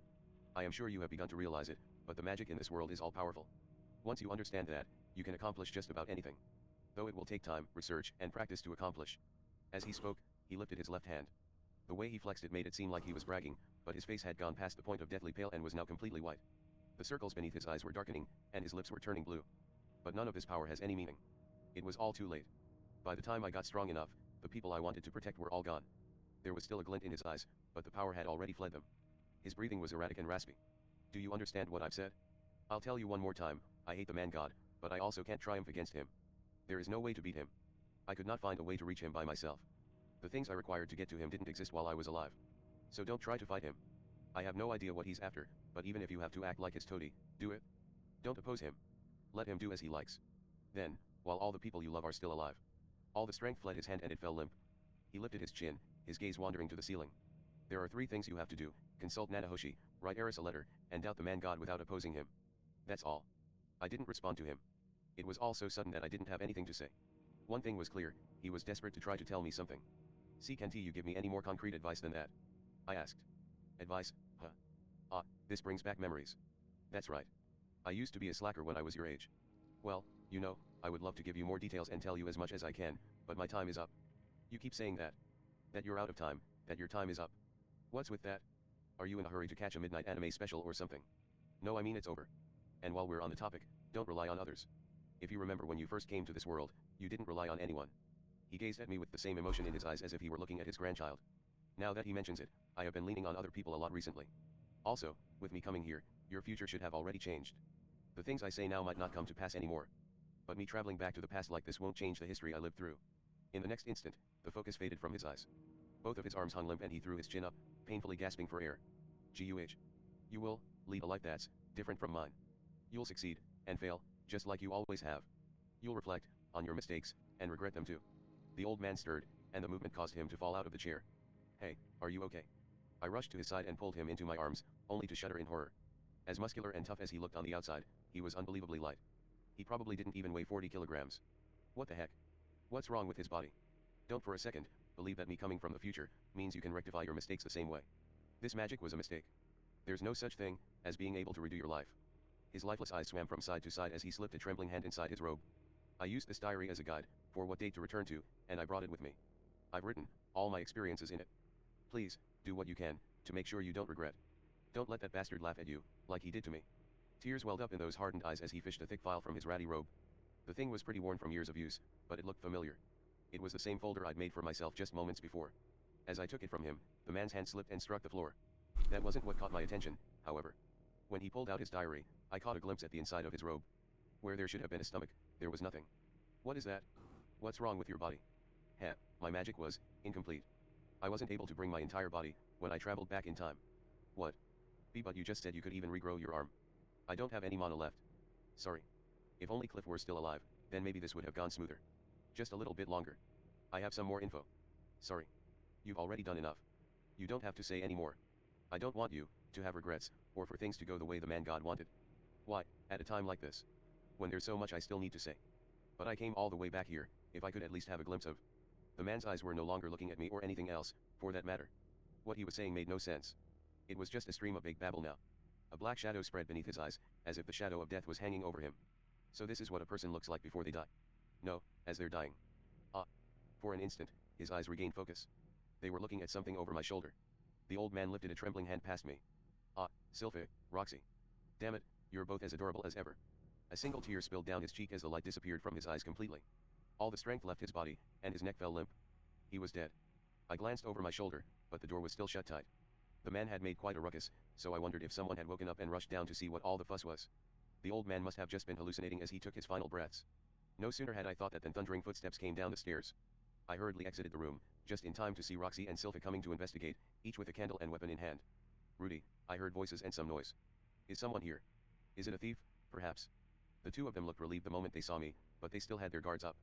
Should I tell them about the old man? I hesitated. No, I shouldn't. Tell them, dude. I said finally. What the fuck? It was just me being half asleep. I had a weird dream and used some magic. That's what caused all the noise, I think. My bad. Why the fuck aren't you telling them? In your sleep. Sylvie asked in disbelief. But I thought I heard someone shouting. Are you okay? If you're having a hard time, should we sleep in the same room? You know, my grandmother did say that when one is in pain, feeling the warmth of another human is the best remedy. No, I'm good. Pretty sure I'd try something dirty if I slept with you. And you're not quite back to full health yet, are you? As I refused Sylva's tempting offer, Roxy pulled a face.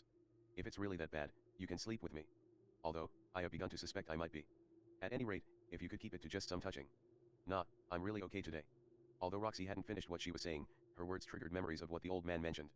He said she was pregnant. Judging by the way she spoke, she thought as much, too. It's really, truly alright, I assured them. You two go back to bed. I'll get to sleep after I tidy up my office. Sylvia nodded slowly. Well, if you're sure, okay. But if you need one of us, feel free to say, okay. We are husband and wife after all, so please don't hesitate. Anyway, good night. The two of them still looked deeply concerned as they headed back up to the second floor. I watched them leave before turning back to my study. First, I needed to confirm the veracity of what the old man told me. I still had no idea who he really was, whether he was actually me from the future or someone else entirely. Considering he risked his own life to get here and warn me, what he said seemed believable. The bigger problem was it was so sudden that it was hard to digest. There was one thought that wouldn't leave my head, though. I don't want to lose those two.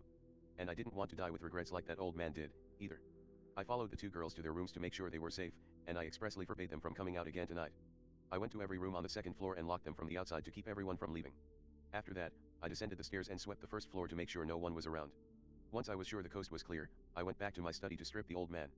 What? He didn't have a stomach. Beneath his ribcage was an open hole where all you could see was bone and skin. He had almost no intestines. That spot aside, the rest of his body was pretty incredible. It was hard to believe these were the muscles of someone in their late 60s. He was covered in battle scars. There was a particularly unique one on his chest, as if his skin had been welded back together there. Even his freckles were in the exact same places as mine. As far as I could see, he was exactly like me. The only thing that set us apart was that he had a fully functioning left hand. He did mention he'd regrown it himself. He must have been pretty skilled at healing magic to manage that. Other than the diary, he wasn't really carrying anything else. He didn't have any accessories or even a staff. All he wore under his robe was a shirt, underwear, and pants. There was nothing in any of his pockets, either. Pretty sure if Sylvie and Roxy died, I'd be carrying around some kind of keepsake. On the other hand, if 50 years had passed, perhaps he'd been through a lot and lost those mementos. After setting his articles aside, I wrapped the old man's body in the blanket that had been lying nearby. I carried him out through the kitchen, heading for the back door. I paused as I spotted some leftovers from last night on the counter. They were left piled on a plate. These were the ones he claimed that rats would nibble at. It was probably best to get rid of them. I slipped through our rear garden and carried the old man's body to a nearby vacant lot there. I dug a grave, set him inside, and set fire to it. My magic was powerful enough to turn him to ash and bones within seconds. The stench of burned flesh hung thick in the air. It was all the more nauseating knowing it was coming from my charred corpse. Ugh. The thought made my stomach lurch. I raced to the edge of the lot and vomited. Once I finished cremating him, I used my magic to conjure a pot and put his bones inside. I would bury him in the same spot where I put Paul. If he really was my future self, that was the spot where he'd be happiest. I refilled the hole after I finished collecting his bones. Next, I returned to the house, slipping through the back door before heading straight to my study. I left the old man's remains beside his clothes and grabbed my staff. My destination this time was the basement. I'd already activated my demon eye. The old man had told me not to go. He warned that the rat would run out, nibble at our leftovers, and that the disease it carried would then be transferred to Roxy. But I had to be sure. I had to know if that rat was really here or not. If I didn't see for myself, I wouldn't be able to believe what he said. Plus, if he was right, I couldn't leave that rodent unchecked. The stairs leading to the basement were dark. I pulled out a lamplight spirit scroll to illuminate the area. After descending, I took a deep breath and placed my hand on the door. Dust had collected in a corner of the stairwell. I spotted what I was looking for: tracks, rat footprints, to be precise. I could also see where its tail had dragged behind it. These footprints only went one way, into the basement. There were no tracks to show it had left. I couldn't bring myself to open the door. Instead, I used magic to make a hole in the door about the size of my fist. Then, I poured mana into my staff and pushed it through the opening. I pictured ice in my mind, enough to fill the entire room. Inside were magic items and Aisha's fertilizer that she used in the garden, but all those things were inconsequential. Frost Nova, I whispered. In an instant, ice rippled through the room. Just to be on the safe side, I repeated the spell. Frost Nova. A chill spread from my staff, enveloping every nook and cranny of the basement. I sent my lamplight spirit through the hole and looked in to make sure the entire room was iced over. Finally, I opened the frozen door, stepped inside, and immediately closed it behind me. I found the rat instantly. It was dead, frozen solid as it stood near the hidden door that led to my personal shrine. The creature's mouth was half open, purple teeth peeking out. They really did look like magic stones. I did a thorough sweep of the area to make sure a second one hadn't sneaked in. Once I was certain it was safe, I created a box with earth magic, used 2 sticks to safely pick up the rat's corpse, and placed it inside. Then I sealed it so no one would inadvertently open it. Would it be best to burn this thing and be rid of it? Or maybe I should send it to the Magician's Guild for study. The latter seemed the best option. If I reported what I'd heard from the old man about petrification syndrome when I handed the rat's body over to the guild, they could check the veracity of his claims. Although I had no idea whether they could extract the pathogen from a frozen corpse. I locked the basement door behind me and sealed the hole I'd made. The old man said the disease didn't have airborne transmission and wasn't very contagious, but it was better safe than sorry. I returned to my study. I was fully awake after all of that, so I wouldn't be getting shut-eye anytime soon. So what should I do first? Or rather, what is it that I can do right now? Should I read this weather diary the old man had brought with him? Maybe it could warn me about future events. Although, he also said that history had already changed. In sci-fi terms, I was already in an alternate timeline, one created by my future self traveling back in time. Even if I read everything contained within this journal and prepared for it, it was likely that many of the things he faced wouldn't come to pass. My eyes fixed upon my ink bottle and the black stain it had left on my desk. Burn marks also remained from where the old man had concentrated mana into his fists and slammed them down. Seeing it triggered the memory of what he told me. There are 3 things you have to do. There was one thing in his list I could do right now. I sat down, took out a piece of paper, and grabbed my pen. First, I wrote Eris a letter. She was my first partner in bed and someone I had once loved before she disappeared out of nowhere. I still had complex feelings about her. What should I even write? I wondered as I set my pen to the paper. Extra chapter: The birth of a new sword king. 3 sword saints were gathered in the sword. Who gives a fuck about that? What the fuck?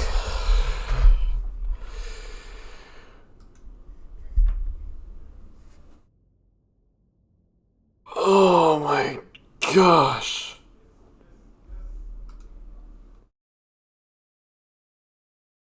Oh. Oh. That is easily the best turning point in the entire series so far. Definitely the best. Definitely glad I got a physical copy. Bro. He killed the rat. He killed it. Let's go.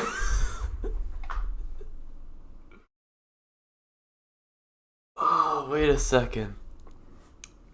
I'm pretty sure that we have... Fucking hell. I'm pretty sure... Oh my gosh. Well... I have the web novel with me. Download it. We can read it.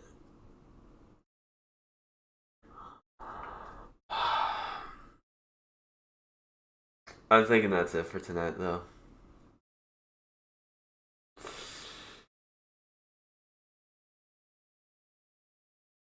I'm definitely pre-ordering that shit, dude. I need to see it. Hold up. What's the fucking... I'm going to the Mushoku Tensei wiki to see what... I'm going to try to avoid as many spoilers as possible. But...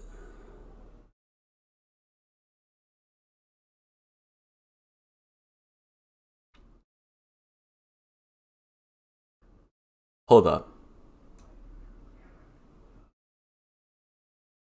Hold. I'm gonna add something here.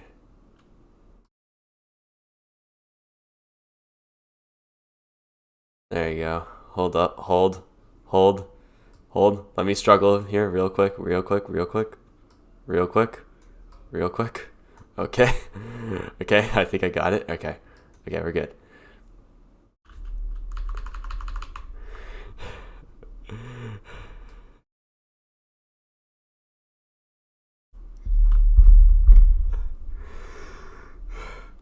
Should I read the web novel? Should I read the fucking web novel? Excuse me for a second. Should I be reading the fucking web novel? Just fucking remove it. Just fucking remove it. Fit to the screen. I don't give a shit. Should I read the fucking web novel? Right now? I have it. Let me open it. Let me open it just real quick. Let me. Fuck, dude. Holy shit.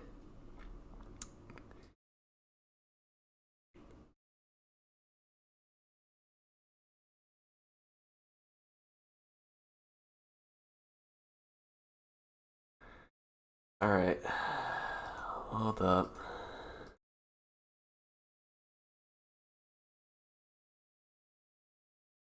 Oh, wait. It's on the wrong one. Give me a second. Window capture. Yes. Properties. Wrong. Fucking one. Should I do it? It says 16. It's 15 for it's 16 for the web novel, 15 for the light novel. Should I do it?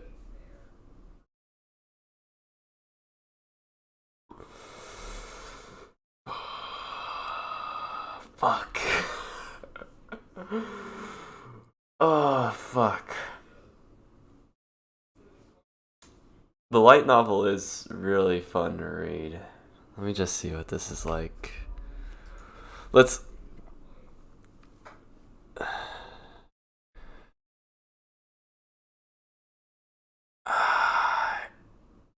I don't know, dude. I kind of want to... Hold up. How bad is it?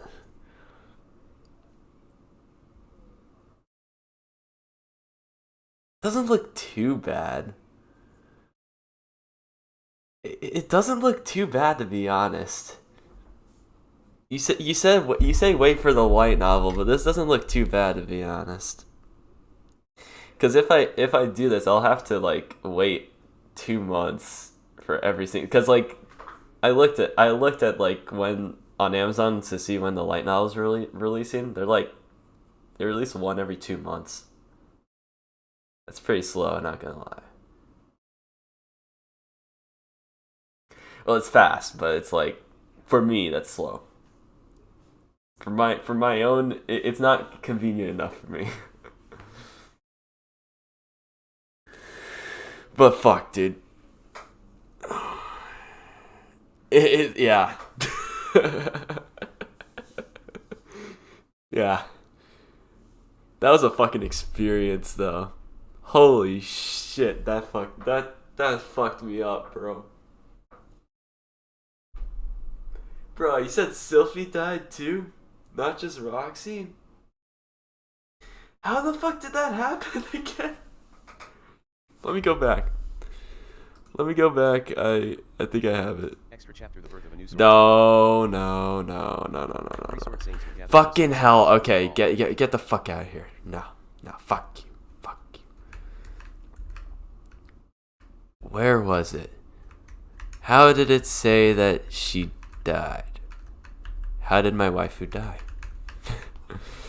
Seriously though, what the fuck?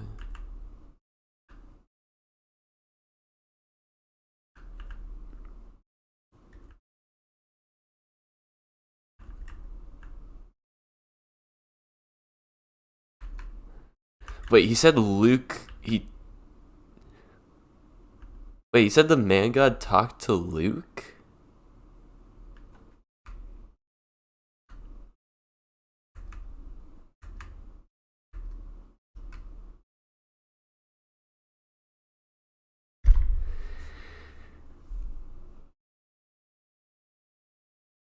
I've been reading Mushoku Tensei since 2017. You can't get enough of it.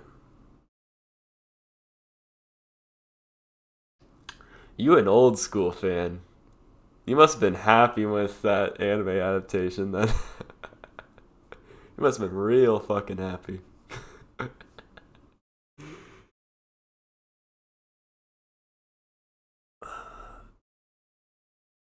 Sylphie abandons you to go with them. After having failed to garner Fergus' support, Ariel is at a disadvantage. She hedges her slim chance at victory on starting a civil war, but she is defeated and Sylphie dies in battle. Fuck you, Ariel. Actually, fuck you.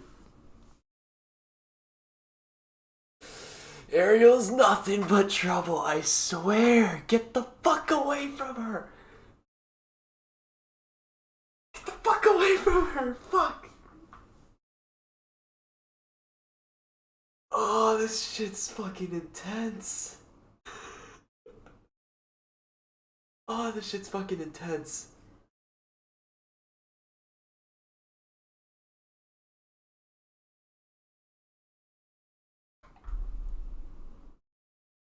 What do you mean, but it's what? Fucking hell. I'll read these next two chapters. I'll read these next two chapters here on stream.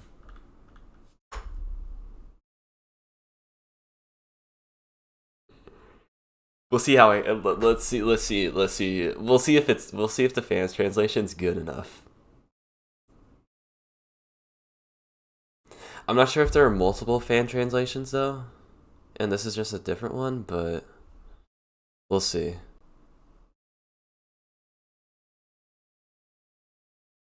Chapter 155, Diary, First Half.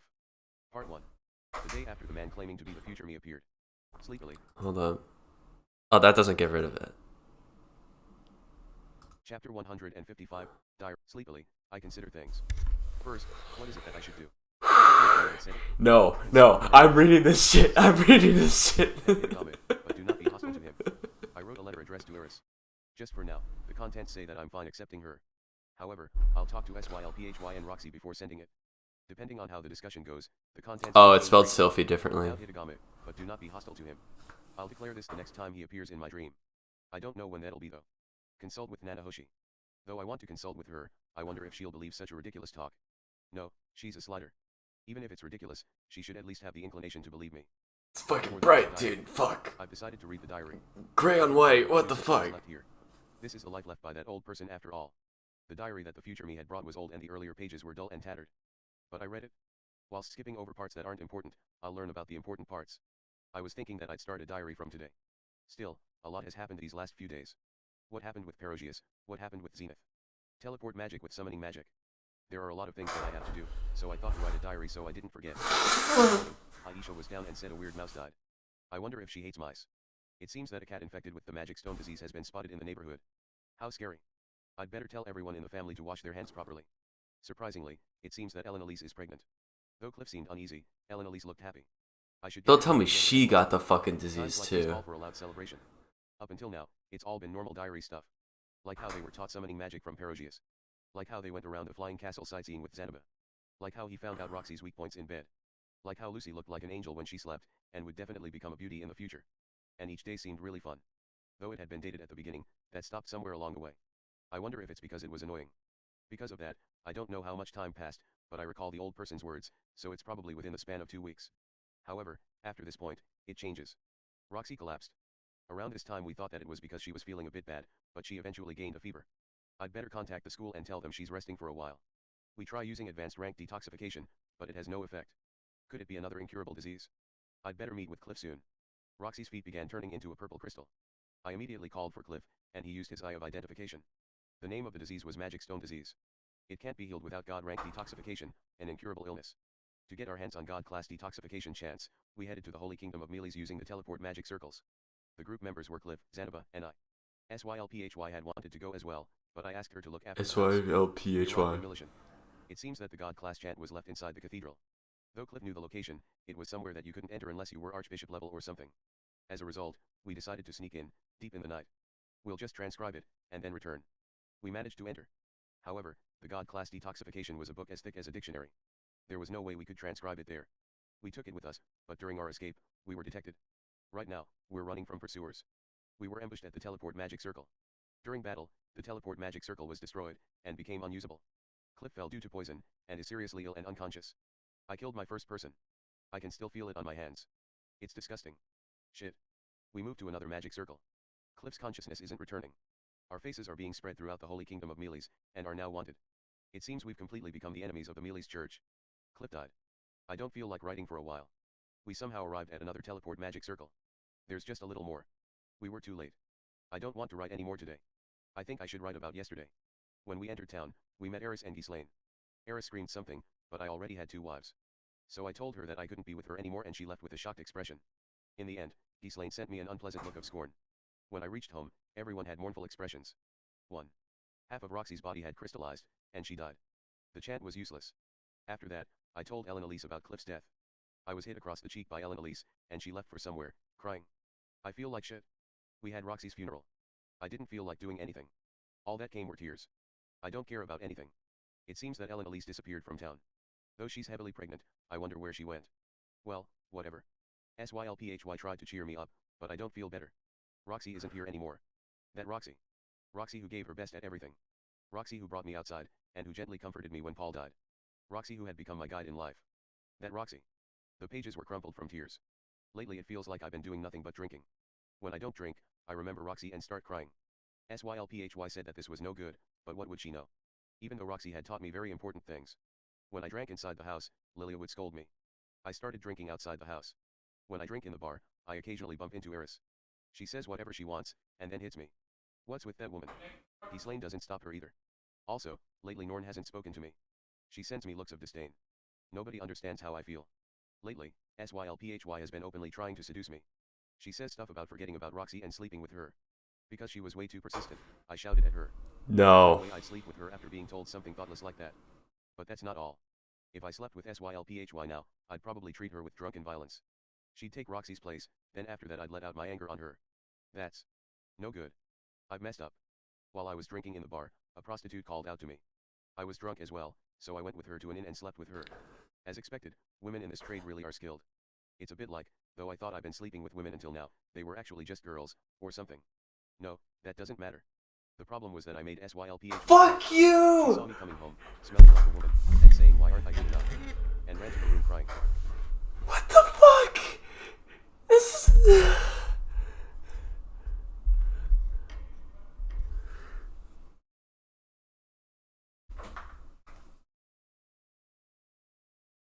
What?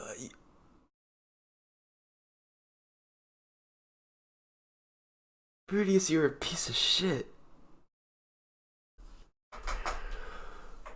Let's keep going. And even Aisha bluntly frowned at me. I can hear crying behind the door even now. She won't reply when I knock. I failed.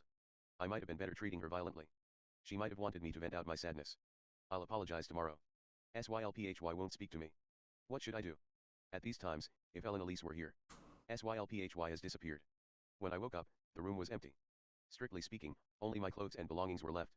Lilia ordered me to immediately chase after her. But I wonder if I'm qualified to do so. Wouldn't it be natural to divorce a man like me? When I grumbled, Zenith slapped me. Though she didn't say anything, she slapped me again and again. It's almost like she was criticizing me. I decided to chase after Sylphy. When I gathered information, I found that Sylphy and Ariel had gone back to I'm getting tired of them spelling out Sophie. Graduation, I wonder why they left so quickly. Though I don't know why they did this, something might have happened back in Azura. I decided to hurry as well. I met with Eris again. She said some incomprehensible stuff about forgiving me now or something or other. I didn't want to hear it, so she suddenly hit me. Because she was getting way too annoying, I sent her flying with magic, and she drew her sword and attacked me, so I ran. Eris, even though you abandoned me, why now? I was stopped because of the snow. I wonder if Sylphy has already left the snowy region. I'm getting really impatient. I finally reached the kingdom of Azura. But, I was stopped at the border by something troublesome. It seems that because I was wanted in Melis, I was treated as a criminal in Azura as well. They tried to restrain me, and I escaped in a panic. I'll have to find smugglers somehow. I managed to find a smugglers guild. It seems that these kinds of organizations exist anywhere you go. It seems like I was the talk of the guild, and they looked at me with envy. As the thief that stole God-rank chants from the holy kingdom of Melis, I was a celebrity. When I explained the situation to them, it was decided that I'd be guided by a voluptuous female thief named Triss. I'm worried that if Sylphy sees me with this woman, she'll get the wrong idea. I entered the kingdom of Azura.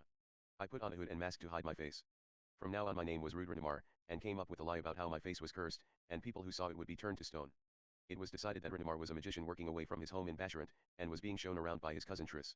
Because they thought about various things for me, I bowed. I got hold of information about the king's death. There was also a rumor about fighting between the princes for his position.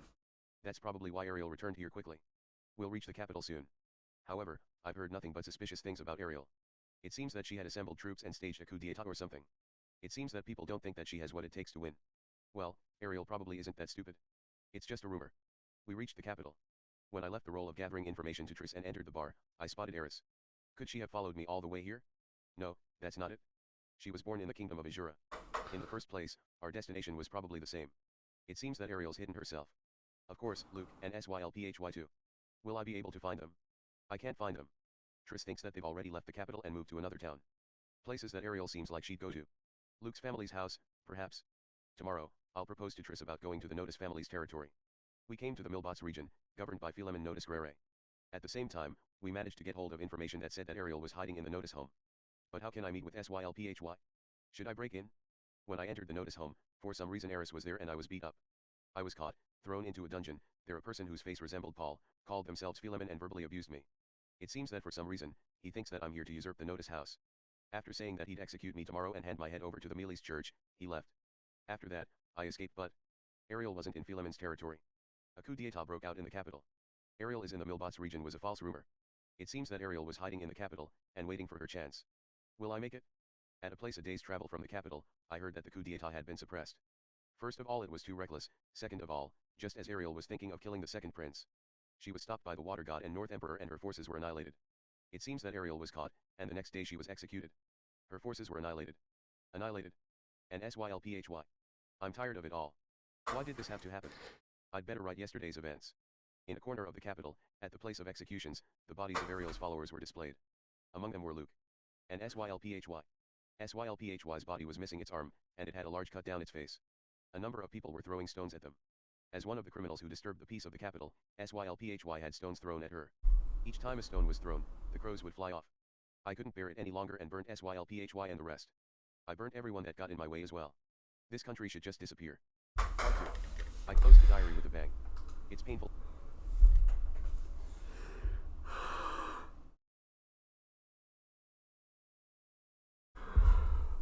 Oh, fuck.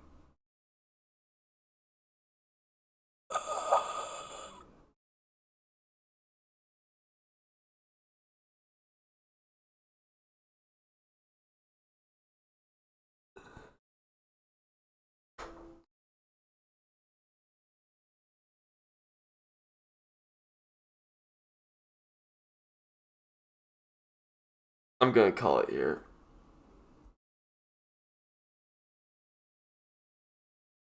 I'm pre-ordering that book. Oh,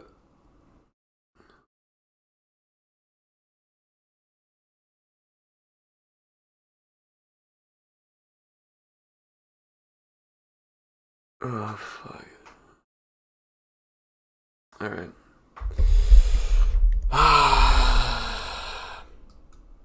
That's a stream. That's a stream. That's a stream. I might continue this later, a different day.